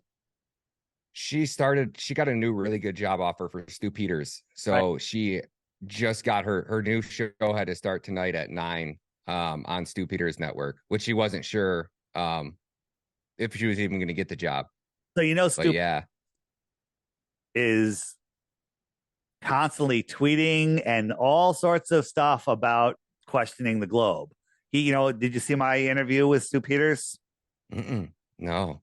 You go. I have to go watch it. Yeah, you can search my Flat Earth Dave interviews. But if you want to find all my videos, if you click the web button and then click here, interviews, it'll be in that list. It's a ways down that list.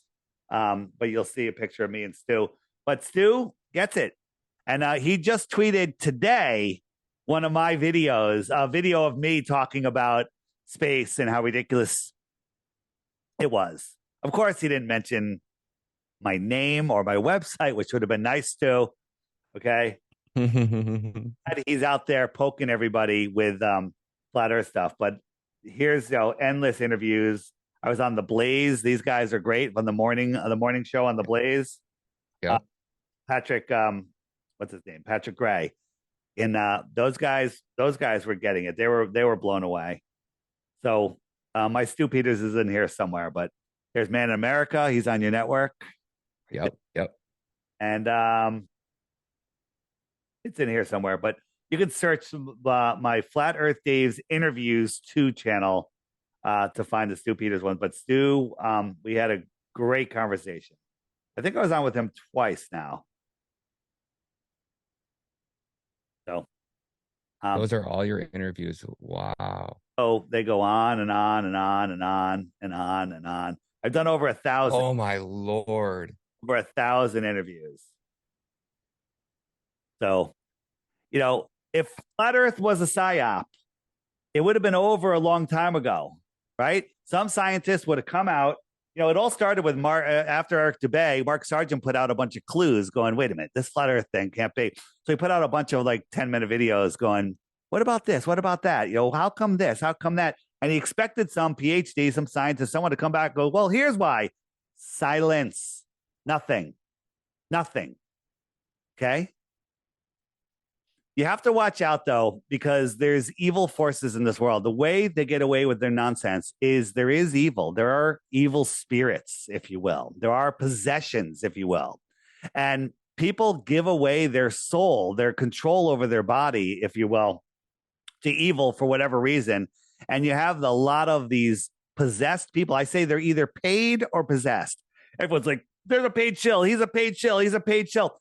I think there's very few paid shills. I think there's possessed shills. Okay. They're out there pushing. They don't even know why they're defending it. Right. There's people that are so lost in the sauce. They think that we're scammers. We're out here and we're a danger to the world.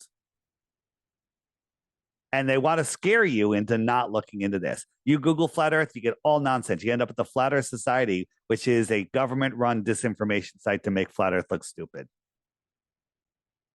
Why is it that you can Google fairies and Bigfoot and aliens and Loch Ness Monster and anything you want, it'll show up. But if you search Flat Earth, nonsense. Check this out.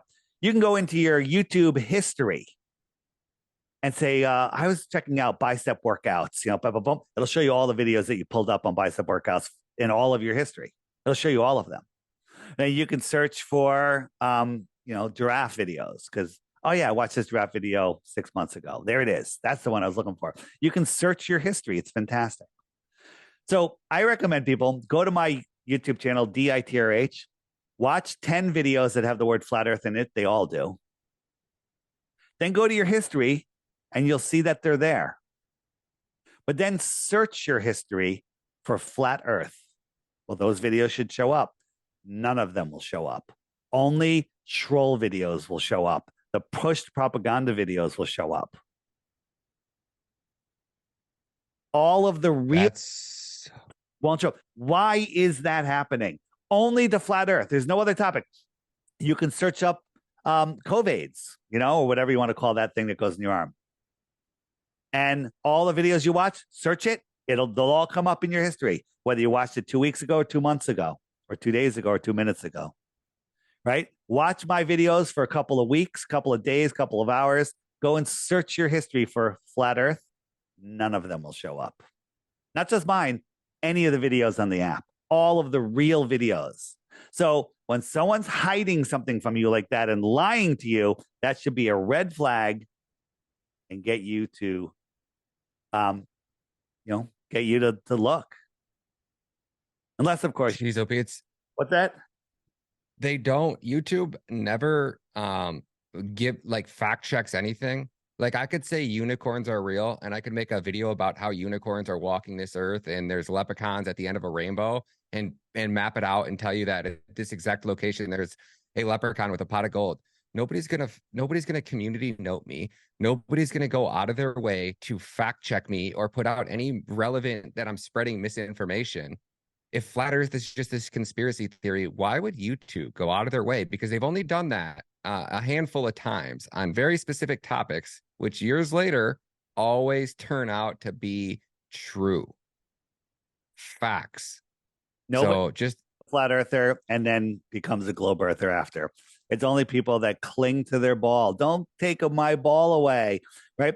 You asked earlier why, or maybe I asked, there's you build a life around your beliefs, especially women and men too.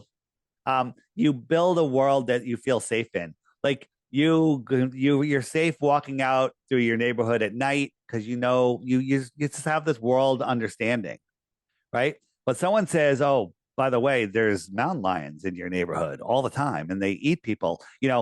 You're gonna question that, and it's gonna change your view of the world. You're not gonna want to believe it, But if your whole world is based on heliocentrism, the spinning globe, and that's where you think you live, and someone tells you that the foundation, that from your kindergarten teachers and everything you've ever seen in your entire life is a lie, that's a hard one. That's a really emotional one.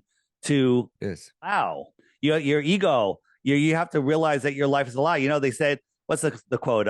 It's easy to lie to somebody, but it's harder to convince them they've been lied to. You've been lied to. And people say, well, why does it matter? Why does it matter? You know what? I can tell you why it matters. And I have been telling you why it matters. But in the frequently asked questions, one of my favorite, why the lie, right here. Hit that. Mm-hmm. Great videos there. That's worth the price of the app anyway. That's worth the app's only $3. So everything's worth the price of the app. Yeah. Right.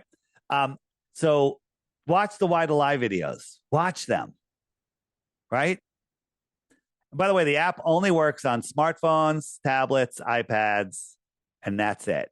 It will also, you can emulate it on the newer Macs with the M1 and up chip, but there's some glitches there, and I can't really help you with that. But it's just for mobile devices at this time.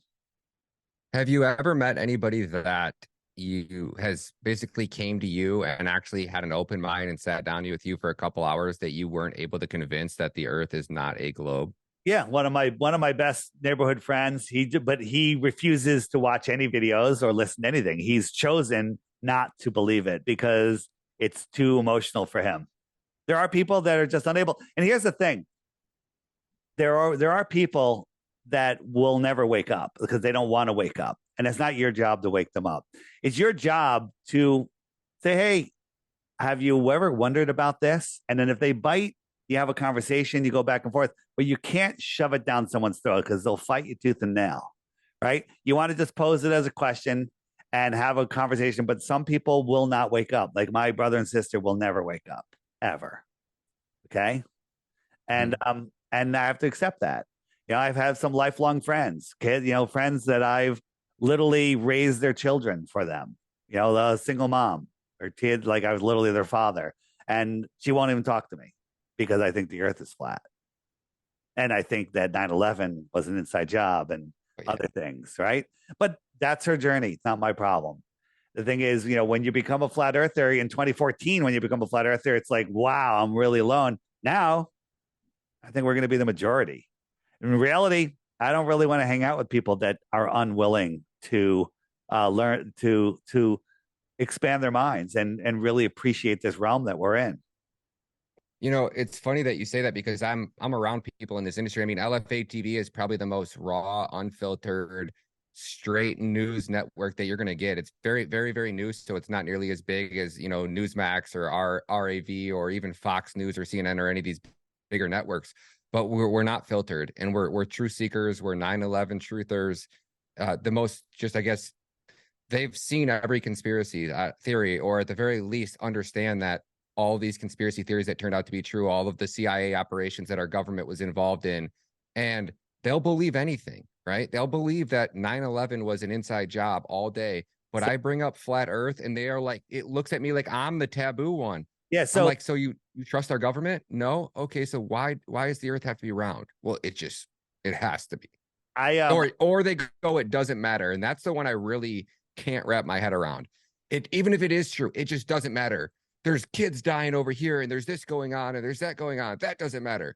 Well, so 9/11 matters, or Hawaii matters, or does it all not matter? I don't know. The thing, the spinning ball is how they got away. The lie of the spinning ball is how they got away with all of this stuff, all of these child, abductions and trafficking and Maui. It's because people are spinning out of control, lost in space, and they don't know who they are. They don't know the true power that they have. They don't know that they can say no. They don't know that they don't have to be part of this. Okay, so the foundation of their world is spinning out of control in an infinite space vacuum. How are you going to actually, make a difference in this world? Yeah, sure, you can make a difference here and there, but if you know who you are and your true power, you're much more powerful. If you don't know who you are, you're operating blindly, and you are blind if you think you're spinning in space. So why the lie? And as you were saying, your guys are your listeners are open to anything, but when you mention flat Earth, they're like, get out of here, right? And I get it because that's how I was. They're doing deep inside the rabbit hole. Every conspiracy, flat Earth, I said, get out of here. I banned people forever, but what I'd like to tell people, and maybe you want to put this right at the beginning, is don't tune out. Listen to this, because I'm offering 3 Bitcoins, right? That's like almost 100 grand, all right, for 1 globe proof. If you live on a physical ball spinning in space, all you have to give me is 1 scientific proof that we live on a spinning globe, and I will send you 3 Bitcoins, okay? That's it. So listen, I might be you think I'm crazy? But that if I'm crazy, it's going to be really easy for you to win these 3 Bitcoins. 3 Bitcoins, 1 globe proof. Okay, here are the rules. The rules are: be concise, send me your proof, and allow me to answer. Now, I'm not going to go, oh, that's fake. I'm going to show you why it's fake. I'm going to show you why it's wrong. When you say Eratosthenes, I'm going to show you. But before you send it to me, you have to hit the frequently asked questions button and make sure your question isn't answered in there already, which it probably is. Okay? Mm-hmm. Then if you do this, I have to warn you that you're going to end up as a flat earther. Ooh, that is a great way to open this. That is the best way to open it. 100 grand, 3 Bitcoin. I don't know, you probably don't know, but I'm a Bitcoin maxi. I keep 90% of my wealth in crypto. So I'm a huge believer in blockchain technology, or just a Bitcoin. Can't put it in fiat. In maxi, does that mean 90% in Bitcoin or just blockchain? I'm a blockchain maxi. I think that there's only actually 2. I would say out of the 21,000 blockchains that are out there now, I only believe in 2. Bitcoin was the right start. Ethereum took it to the next level.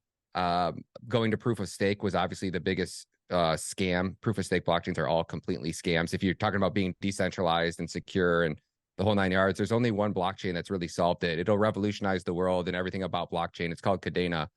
I don't know if you follow blockchain technology, but back when, I understand you don't know enough about blocks and how blockchains work, right? Like, it's just data inside of a block.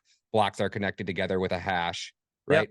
And all blockchains are doing is storing data. How much data can I fit into one block, and how often can I produce a block, right? Yep. Well, with proof of work blockchains, no matter what technology you do, because it's proof of work, right? They have to prove the work. They have to solve these complex algorithms to produce a block. You're inherently limited, and the average is about 5 to 10 TPS, which is transactions per second. Now, back in 2014, somebody wrote an article called Bitcoin Rope. And the idea was they knew that inherently, if adoption hit a certain point, the Bitcoin blockchain would be maxed out. So it was either change the block size, which is how we got Bitcoin Cash and these other spinoffs of Bitcoin, where they actually wanted to change it. But the Bitcoin Rope was, well, what if we braided two chains together? And in order to braid two chains together, you have to store the hash of each block in the other block, right? And that's what will braid your chains together. And that's great. Cool. We have two Bitcoin blockchains still consuming the same power as one, but you're actually you're basically mining two blocks every time a block is produced. But if Bitcoin's only capable of doing 350,000 transactions per day, and we talk about blockchains like Solana that we're doing quote unquote 60,000 TPS, which is transactions per second, drastic difference. And even Solana only peaked out at about 3,000 to 4,000 transactions per second, and it was maxed out. It couldn't even, it would break every other time. But if you connected three blockchains together, right? Let's just say, just out of context, each block can hold 100 transactions, and one hash takes up one transaction. So if you connected three blockchains together, you're going to have three hashes in every block, 5, 10. Well, let's say you get up to 50 blockchains connected together, which still wouldn't even be enough for a fraction of global adoption. Half of your block would be filled with just hashes. Yeah. So the number one cited author in the Bitcoin white paper is Stuart Habert and Scott Stronada. They created the first blockchain in 1991. In my personal opinion, if there's anybody that's most likely Satoshi or in that circle of Satoshis that created Bitcoin, Stuart Habert's one of them, or he just randomly, him and Scott are the most cited author in the Bitcoin white paper. I mean, Bitcoin wouldn't have been created if it wasn't for the work that Scott Stronada and Stuart Habert did. So Stuart Habert's had that same blockchain running since 1991. He publishes the hash every Sunday in the New York Times. He has companies that have been using it since then to store information. And he's been basically trying to figure out a way to make data immutable. And it's basically been his life work. They're called decentralized digital identities, something or other.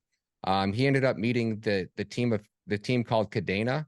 It's Kadena. Will Martino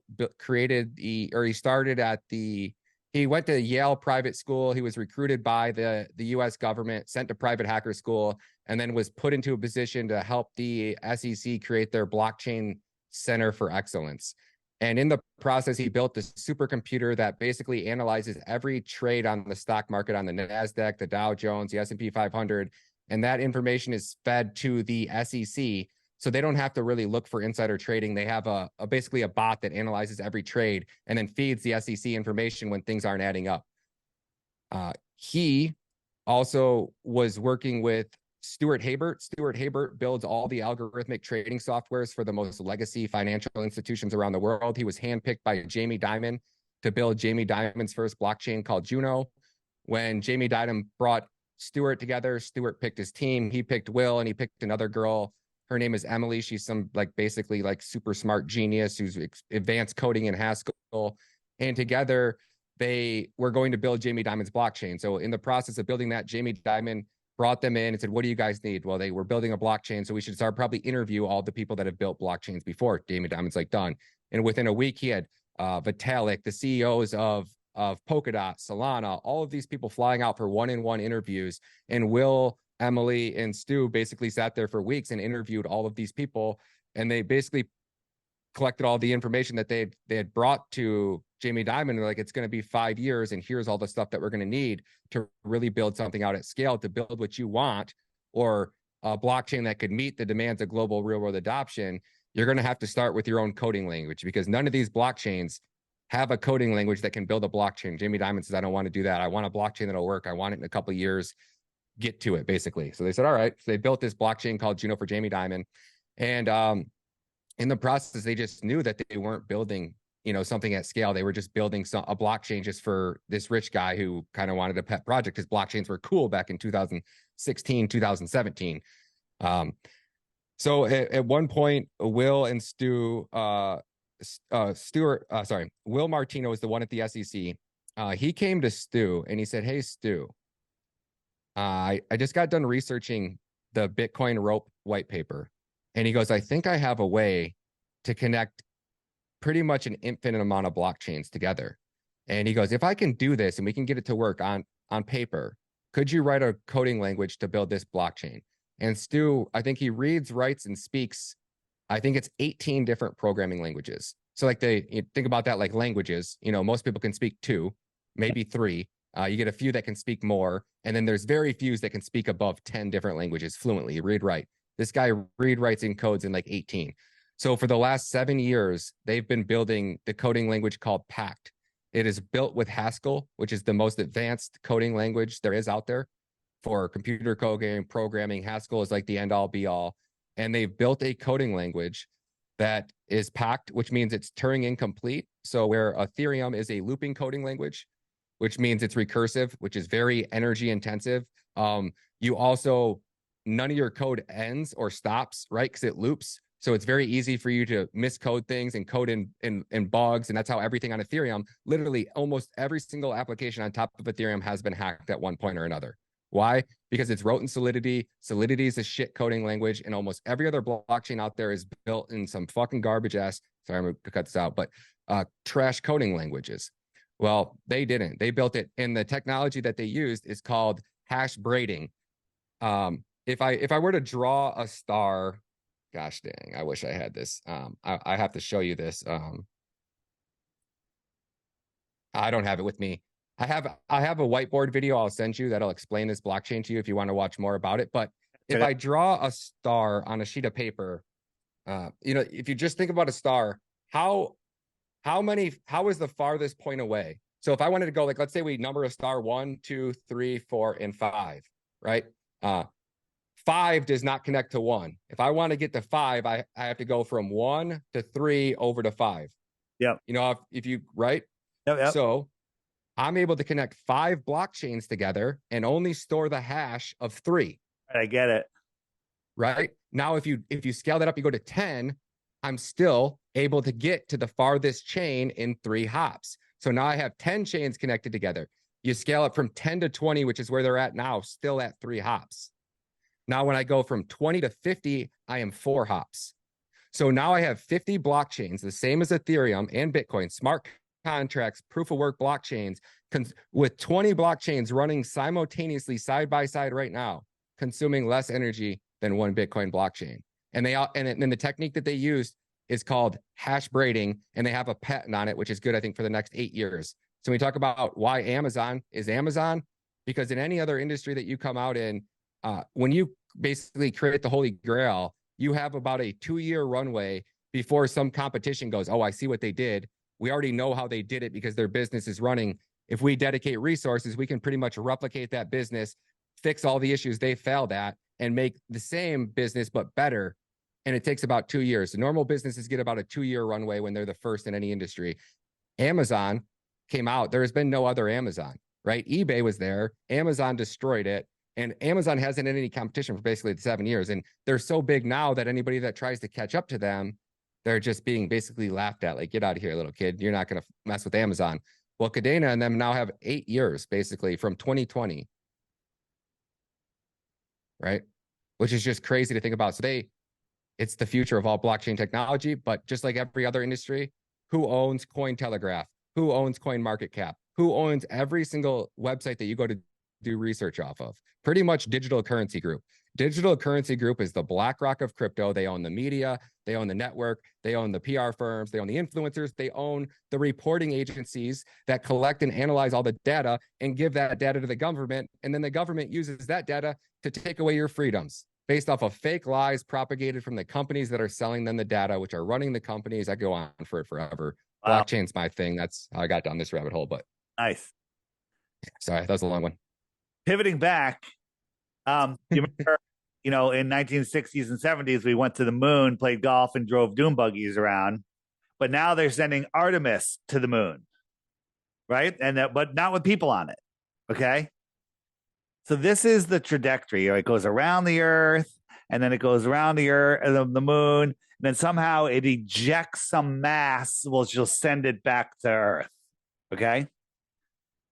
What's going on here?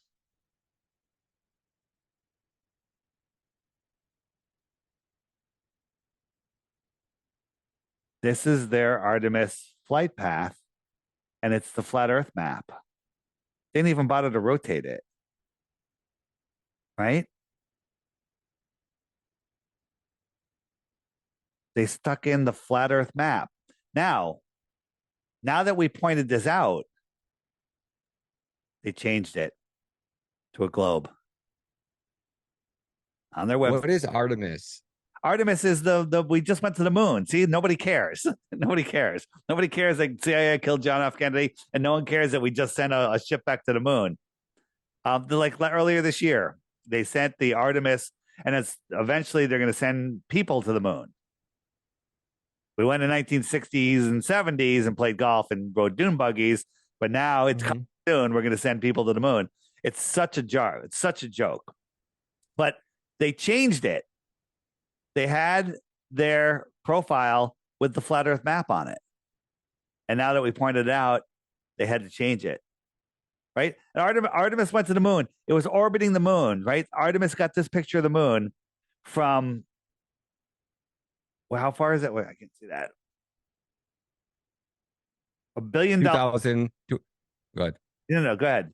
So 238,000. Yeah. Yeah. Then this is from me, 238,000 miles away with my P900. Okay. Mm-hmm. They just spent a friggin' $1 billion to send the ship to the moon, and this is the picture it gets. I got this from my porch. Get out of here. You haven't got a P1000 yet, have you?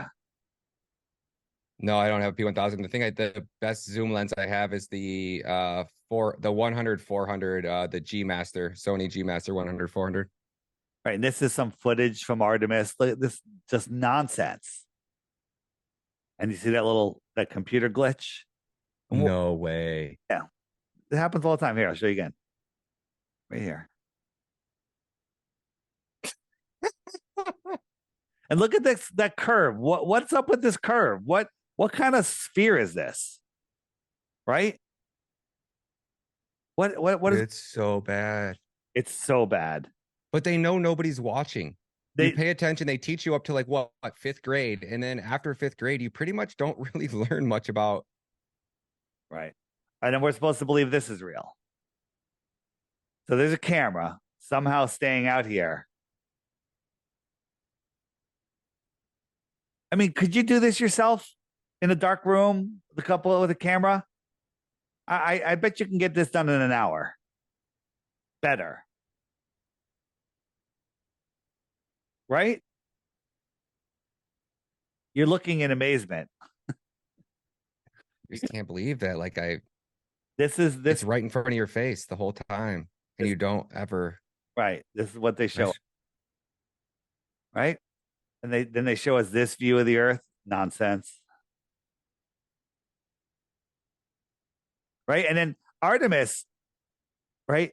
The ISS travels at 17,500 miles per hour, right? Artemis made it to the moon in 8 days, a distance of 238,000 miles. That's 1,239 miles per hour. Okay? The ISS is supposedly going 17,500 miles an hour. Artemis traveled 1,200 miles an hour to the moon.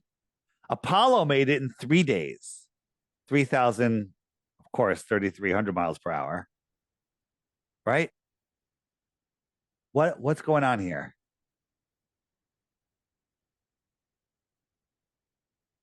They're telling us, they're actually saying that the ISS is traveling at 17,500 miles per hour. That's what they tell us. What happens? Yeah. And does it stop? Like when people go up and don't people like ships connect to it? How are they connecting to it when it's moving? They're going 17,500 miles an hour, so it's like they're not even moving. They're just moving in sync with each other. It's like two cars on the highway going 100 miles an hour right next to each other. You can climb from one to the other. Okay? But there's no air, so you don't even notice it. Right? It's so stupid. Right? Perseverance went to Mars, right? 300 million miles away. 300 million? Yeah, 300 million. It took 7 months. That's works out to a speed of 59,000 miles per hour. Okay? Is that crazy?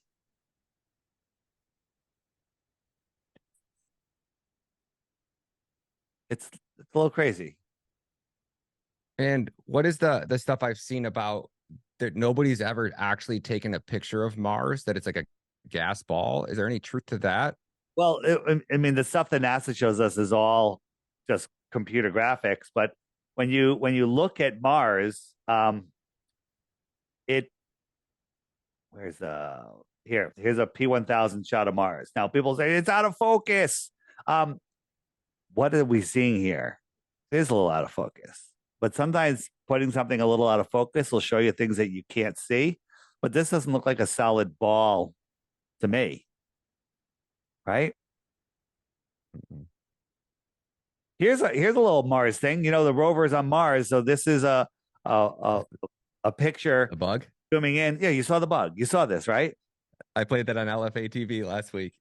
Just as like a little teaser, just that one little second of that. So there's two About responses life on Mars. that the sick space fans have is, it's not a bug, or, and the other one is, yeah, there's life on Mars, Yeah, or there's life on Mars. That's what I said. this is Devon Island. This is just Devon Island. So this is Google Earth, and we're going to zoom in to Devon Island on Greenland, and we were just looking around there, and we saw some weird stuff.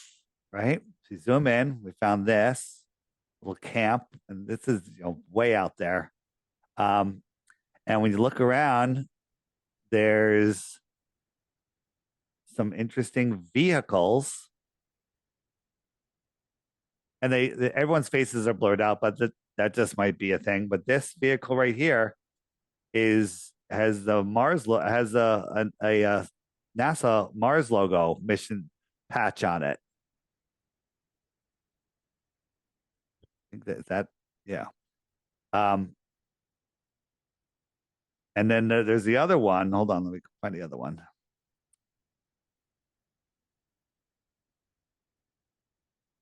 This one over here. Oops, where'd it go? Well, that has the Mars mission patch on it. I can't get it to stop right there. But then another funny thing is, if you look at these pictures, these look like Mars, but when we zoom out, there's a little tag, and when I click it, it says the Arctic Camp. That's it. And then we found another one, roving the Arctic. And then we have pictures of the rover on Mars, on here, them testing the rover on Devon Island. Isn't that crazy? I mean, when you look at stuff, this is the rover landing on Mars. Now, Mars has 1% of the atmosphere. You know anything about parachutes? They don't work in 1% atmosphere. Like when, the Red Bull jump, when he jumped from 127,000 feet, his parachute wouldn't open until like 50,000 feet. It wasn't enough air, right? There's only 1% air. And this is supposed to be the sun. What is this? I mean, this is all the proof that people need. They're just not willing to accept it. Yeah. They can't handle it. They Right. You notice, have you ever looked on Google Trends? You got your computer in front of you? I do, but I can't pull anything up, unfortunately. What do you need? What? No, just when you get done, look at flat Earth. Search flat Earth on Google Trends and go back to 1980 and look at the graph, and you tell me what you see. You don't have to do it right now. Just whenever you get time, you'll be interested. In 2017, the search term for flat Earth on YouTube beat everything. It beat Donald Trump, which was number one, and when it overtook Donald Trump, same day they took down the scoreboard. No longer do you get the number of results when you search on YouTube. The day that flat Earth became the number one search term on YouTube.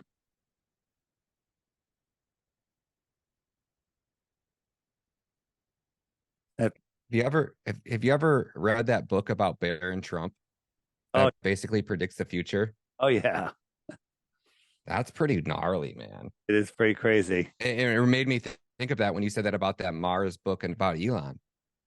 Yeah. I don't know. I mean, flat earthers are willing to admit they don't know. Mm-hmm. Okay. What do you got here? I think this is Mars also. Through a P900, super slowed down. Right? Pretty weird stuff. And then if you look at Mars, Devon Island, right? No. Yeah, this is from their website, and then this is a picture of Devon Island. And now they'll say, well, they added the clouds in and colorized it. No, they decolorized it, added a sepia tone. Yeah. They want you to believe crazy shit. Excuse me. This is the helicopter. Now, how do you have a drone in super cold conditions in no atmosphere that can fly? Right? We can't even fly a helicopter to pick up people on the top of Everest, where the atmosphere is 20, 30 times strong, thicker, more than Mars.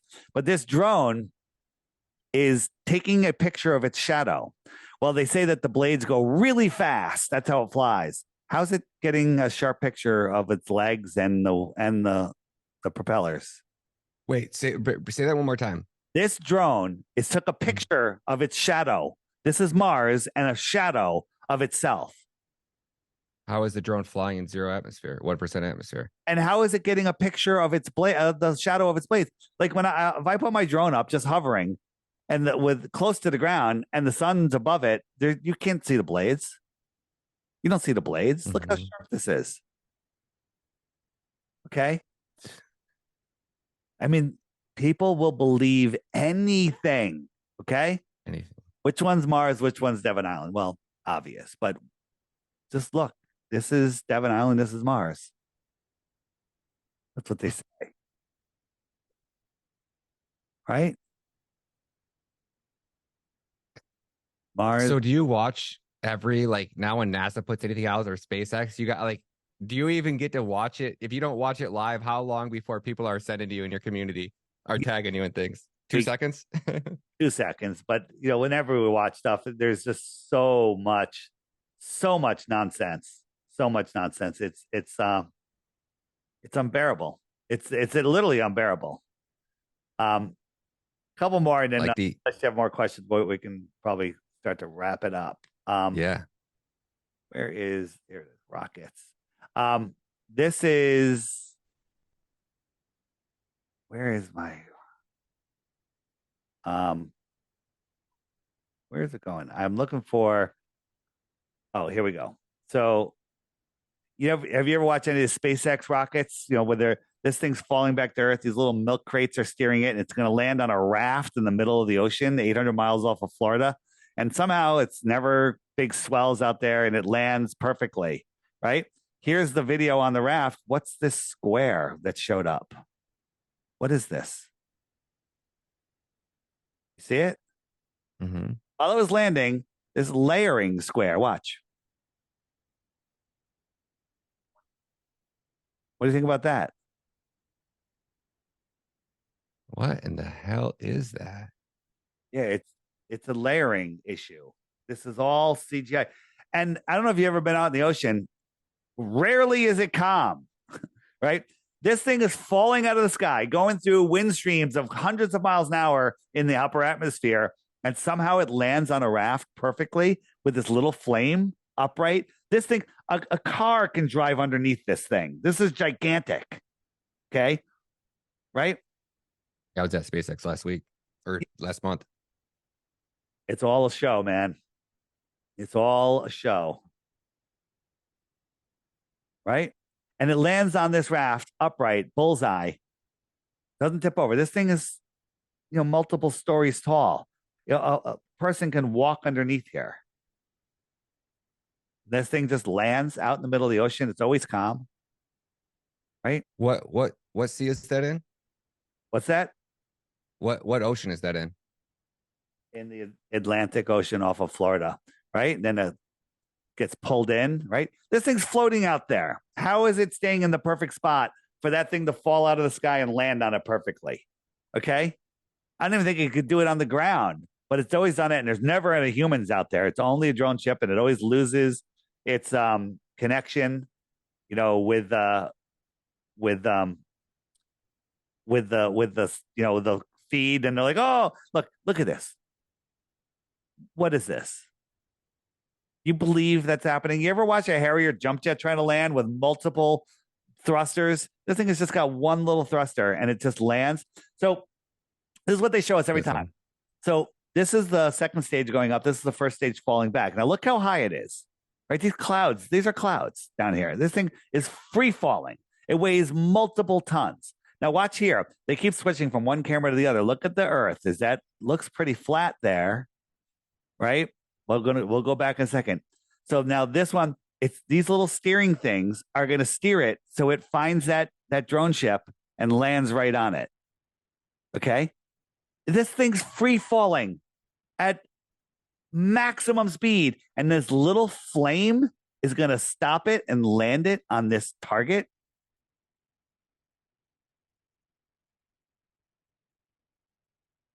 Are you going to believe that? Right? And then it cuts out, right? So here, now watch. Look at this curve. Oh, look, there's the curve of the Earth. And then they cut to the next camera. But I'm not going to show it again. It'll come back. So here we go. This is the onboard camera. This is the drone camera. It's coming. It's finding this thing. There's no currents. There's no winds knocking it off target. And this is all we see. And people are like, oh, yeah, he landed it on a ship in the middle of nowhere with no people watching. All by computer. Okay? Here we go again. This is what they show us. Oh, this one blew up. Therefore, it has to be real. Oh, no, that one is one that blew up. Sorry. But this is all the evidence they show us, and people just eat it up. Oh, look, it landed. I'm sorry you didn't get to see it land. The camera cut out. It's a little off center. Okay, but the raft doesn't tilt at all. Right? So here we go. We got a concave Earth. And now we have a curved Earth.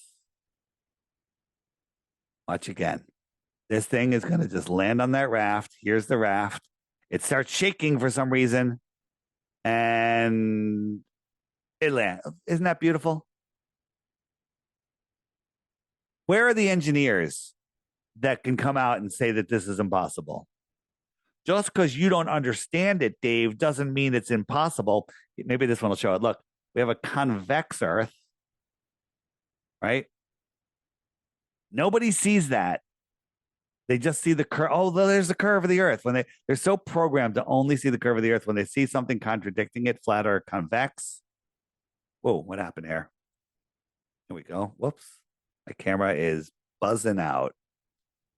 Ah, there we go.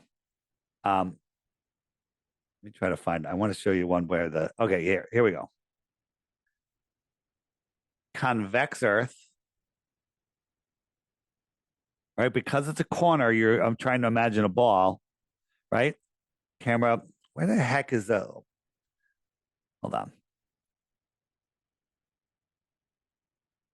Another ridiculous landing. All right, curved Earth. We have there's a sphere. And then that was our landing. That was our landing. Crazy, right? Where is it? I have like a whole series where it shows both. Again, stupid. Somebody could literally be holding that and just bringing it down, a little model, right? Because you can't never see the top. They just CGI it. It's all fake. It's all nonsense. It's all absolute and total nonsense. But if you just go to any SpaceX, you'll see this curved Earth, and then here, curved Earth, and then flat or convex Earth. It goes back and forth just to confuse your mind. Oh, there it is. There it is. Curved, convex, curved, convex.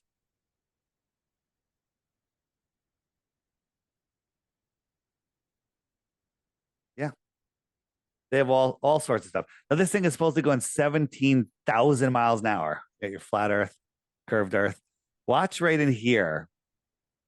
Okay. There's a piece of something comes off. Now, there was one time where an actual rat. That was a mouse. But since we brought that out, Then every launch after that, they had another something in there like, oh, it's just frozen oxygen. It's like frozen, frozen gases. And they literally tried to do it. But then recently this happened. Okay. Where is it? Speeding forward to a little bit. Okay. Right here. Watch. Oh, what that was that? Here we go. Now, look how slow that thing's moving. I thought this thing was going like 17,000 miles an hour or faster. What was that?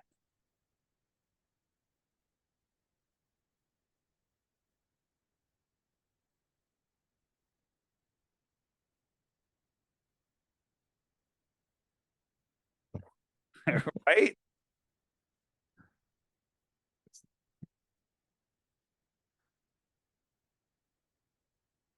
So,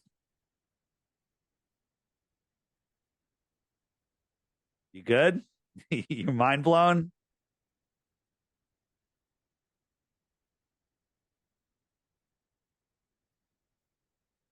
Are you there? Are you muted? No, my mind's just running. I'm thinking, I don't know where I'm even thinking. I got so many thoughts going through my head. I can't even keep them organized. Right. My buddy Kyle that I told you about, that's the FBI whistleblower. There's 3 of these FBI whistleblowers that came out, and one of them is a flat earther, and he's able to have a conversation with me. So I thought, like, I kind of just feel how people you kind of talk about it a little bit. And Kyle's one of my good buddies, and he just is the one that's like, man, I don't have time. Like, I'm dealing with this. We got this going on around the world. He's like, I just don't have the mental capacity to waste 2 hours talking about something that's just obviously not true or doesn't matter. And I'm just like, I'm just curious if like I could get him to come in an interview with you and sit down for a couple hours and see, because he's like an FBI agent. He asks questions. He's a lot more intelligent than me. I'm sure he thinks that he could prove that the Earth is a globe. I'm almost confident that he is, and I'm just curious if I could get that set up. I could convince him to spend a couple hours with us and sit here with you in an interview and have you just. We could do that, and I'd like to bring actually a couple other guys with me, and we could really have an amazing conversation. Wow, he actually might be open to that. If I could do that, that would be a really good video, I think, because he's an investigator. I mean, I want to say it on here because I'm recorded, but I'll tell you a story about just, people that we meet online that claim to be their so-and-so. And this guy, in a matter of like an hour, had everything about these people. I mean, their histories, their parents, their relatives, their houses, their cars, their taxes. I mean, everything. I was like, oh my gosh, it like blew my mind. I'm like, I don't want to get on the wrong side of you, man. Like, he's really good at what he does. And I would be very interested to have that conversation, just to, the people that I look up to and respect, and I give weight to their opinion on things. It's those people that you kind of like, I want to wake up and I would like to have on our side and realize that this is a lie. And I just,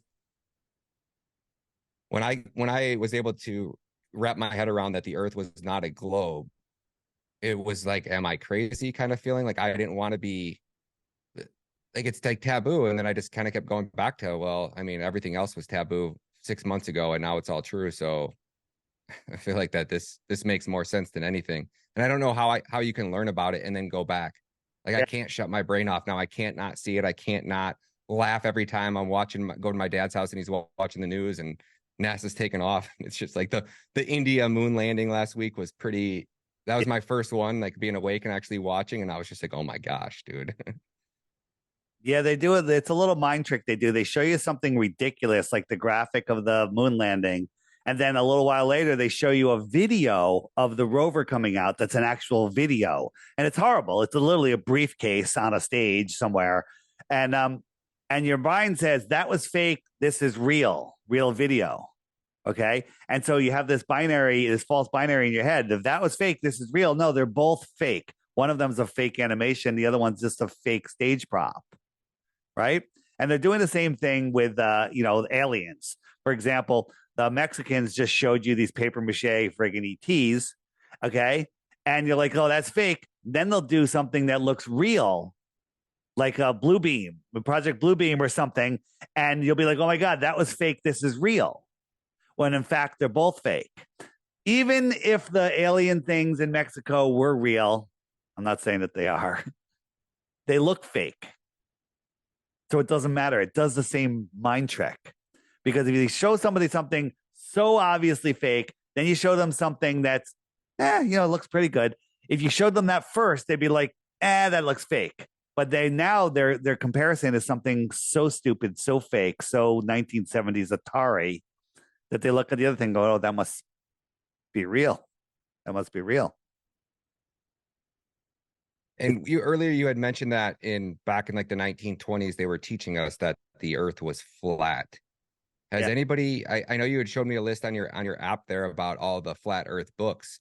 I just actually ordered a bunch of science magazines from the 1930s off eBay, which I was just trying to do a little bit of research and see if they left something in one of these old antique magazines. Have you guys come across any educational content from like the 1920s that they were actually teaching in schools, books that had flat earth? We're actually looking at stuff like that. We found a 1959 Encyclopedia Americana that talks about the dome. And somebody just sent me an ebook today, a PDF of pictures of an old book that showed the flat earth in it and all sorts of stuff from the mid 1900s.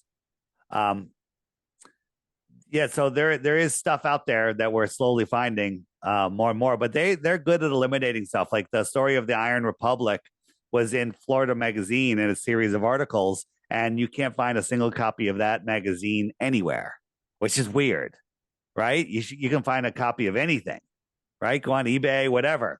It might cost you a lot of money, but every single real copy of that magazine has been removed from the public. And what was that topic? It was the Iron Republic, which is, there's a book in the book section. It's about a politician out of excuse me, out of New York.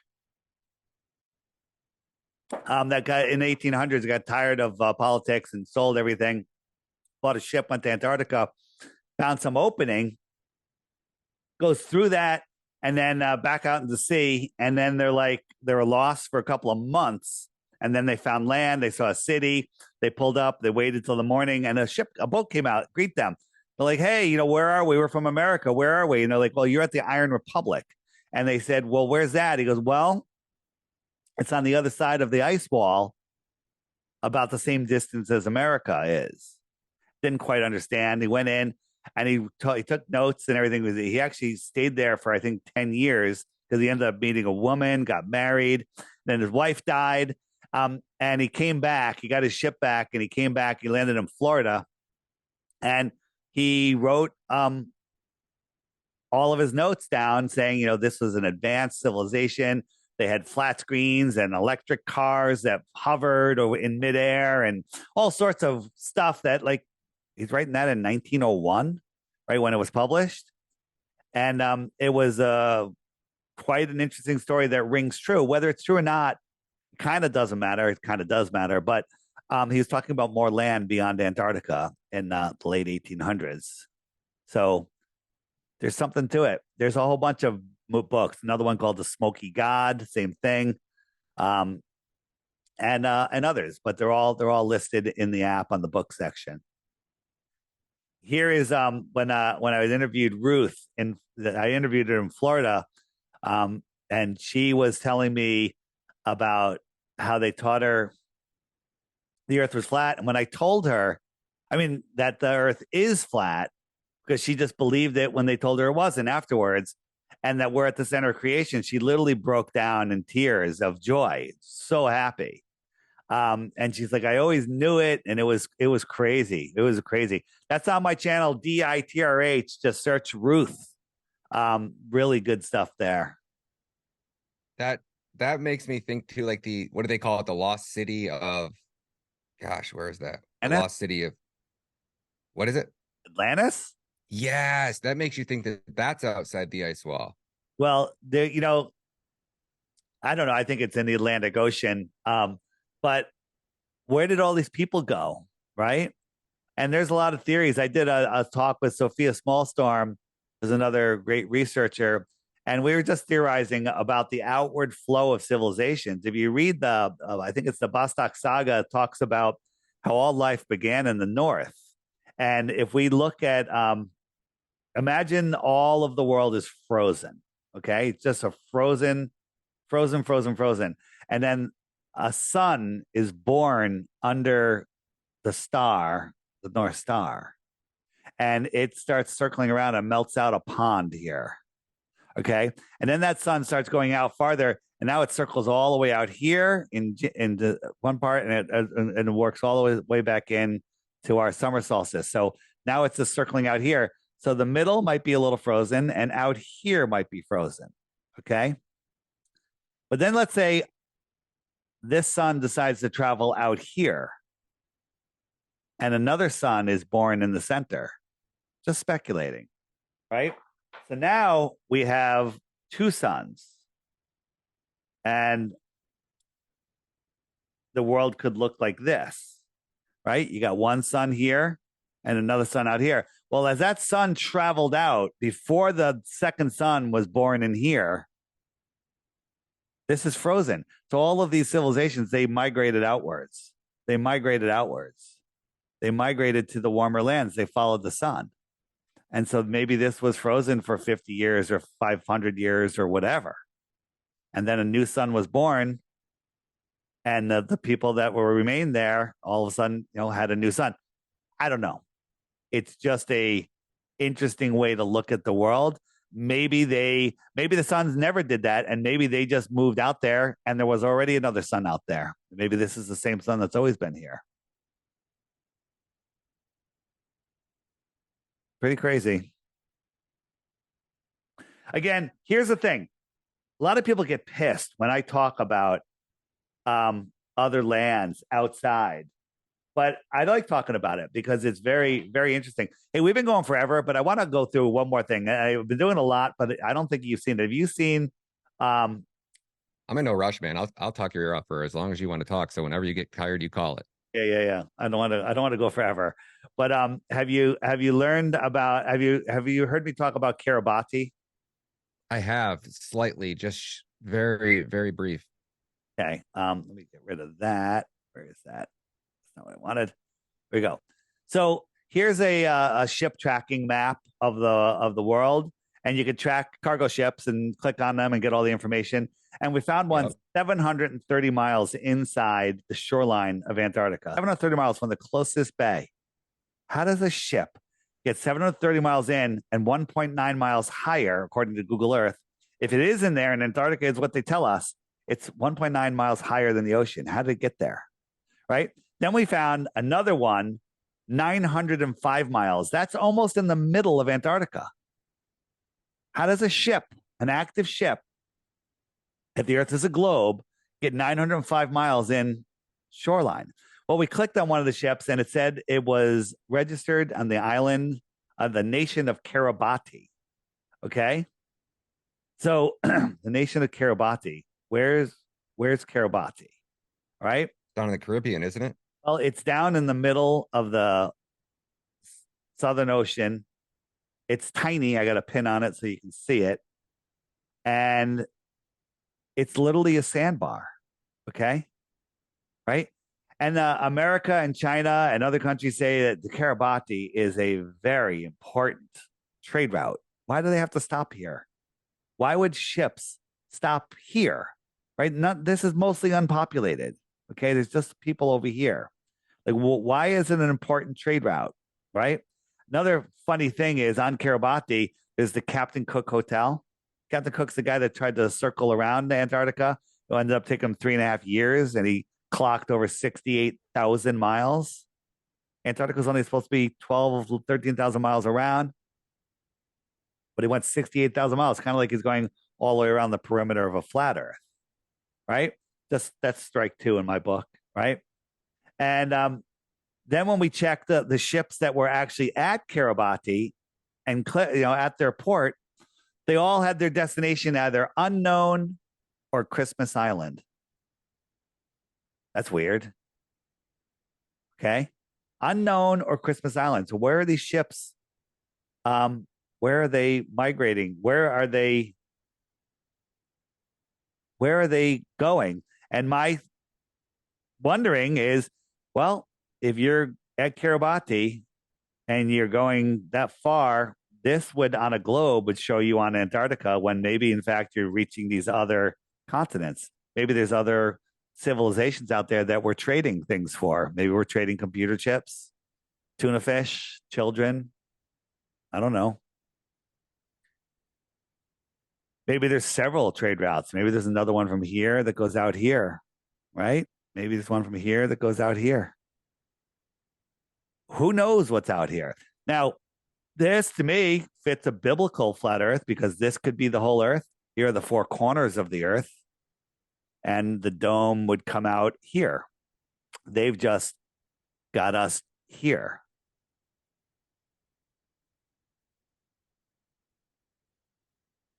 These are possibilities.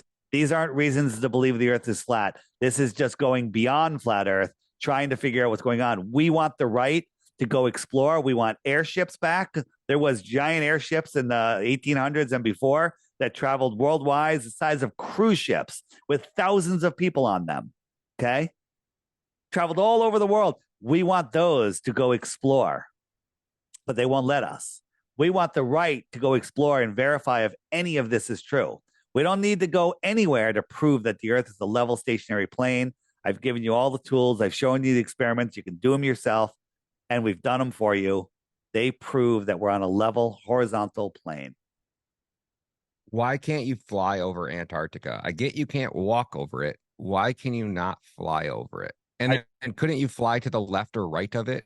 So they've got us, I don't know where you are with the jet fuel hoax, but they have us believing, only having vehicles.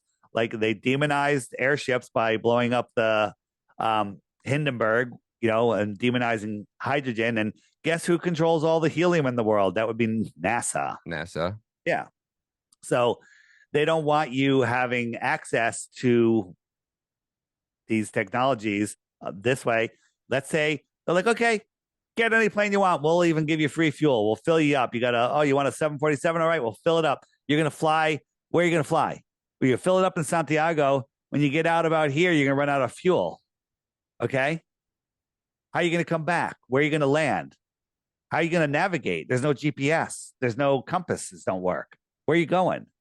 Right? It's not technically possible for you to fly out there. And there's also all sorts of interesting stuff where there's like places in Antarctica that nothing works, no engines work. They call it the dead zone or something. Again, we don't know because we can't verify because we're not allowed to go. We want the right to go explore. That's all. Right? Why isn't there a expedition where they take people straight out and see what happens? The reason is because if they did that, we would find out that the earth is not a globe, and that would end their whole reign, because their entire control relies on the fact that we are lost in space, spinning out of control, and don't know who we are. Because once we discover this, no flat earther is falling for any of the garbage anymore. We don't fall for it. We've learned how to take ourselves out of the system. There's so many things, people are like, well, there's nothing I can do about that, death and taxes and this and that. But everything is not what they say it is. Where do you think Elon is going with his actual, like the spaceships that take off and we see kind of arc and then just disappear? There's two. How can anybody with a telescope, right? Like you got these telescopes, you can see the moon, it looks great. How are people not watching his rocket? You can't, because you can't. They go right out into the Bermuda Triangle where there's no boats. And not that far away, it all just merges into the horizon. And they do two stages. So when it goes up, you see the one stage come down. That's the whole rocket coming down. The rest is CGI. Yeah. That's the whole rocket. Blue beam. Blue beam. It's all complete and total nonsense. I have a great video, but my file got corrupted or something. I can't show it to you. So where's my launch video? Oh, here's one. So we look at this rocket. Wow. All my stuff got messed up. All right, I can't show you any rockets today. Bummer. Yeah, you're talking to me. I'm pretty much on the FBI's hit list. So anytime I do any type of big interviews, they normally end up Wow. having issues. Yeah, Everybody does. it's crazy how After we interviewed Tara Reid from Russia, things have been going south ever since. why isn't that showing? That's so bizarre.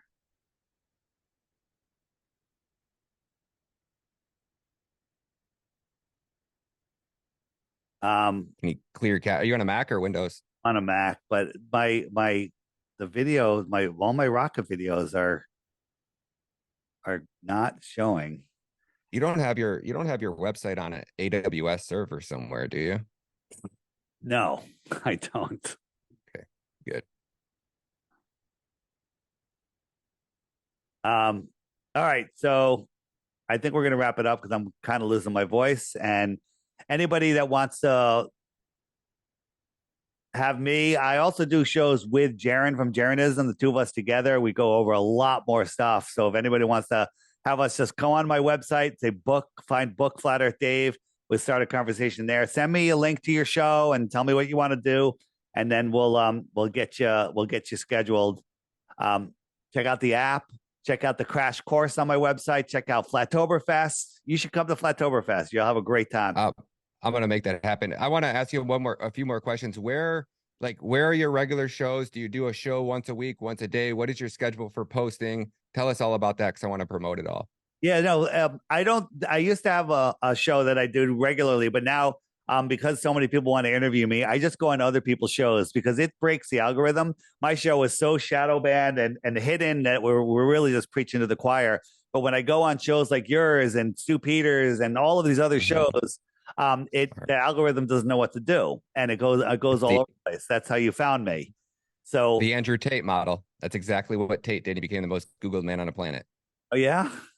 Yep. It's literally exactly what he called it, a podcast circuit. And then he just went on to and when they tried to deplatform him, they couldn't because they were literally, I mean, he's like, I didn't even have a TikTok. Some dude in his mom's kid in his mom's basement had like 1.9 million followers. They thought it was me. They just nuked him.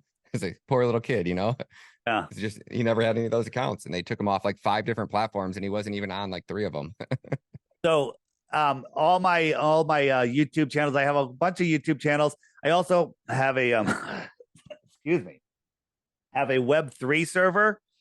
So if on the more on the web button, this right here, this has all the videos that go on the featured videos, all my interviews, all my videos.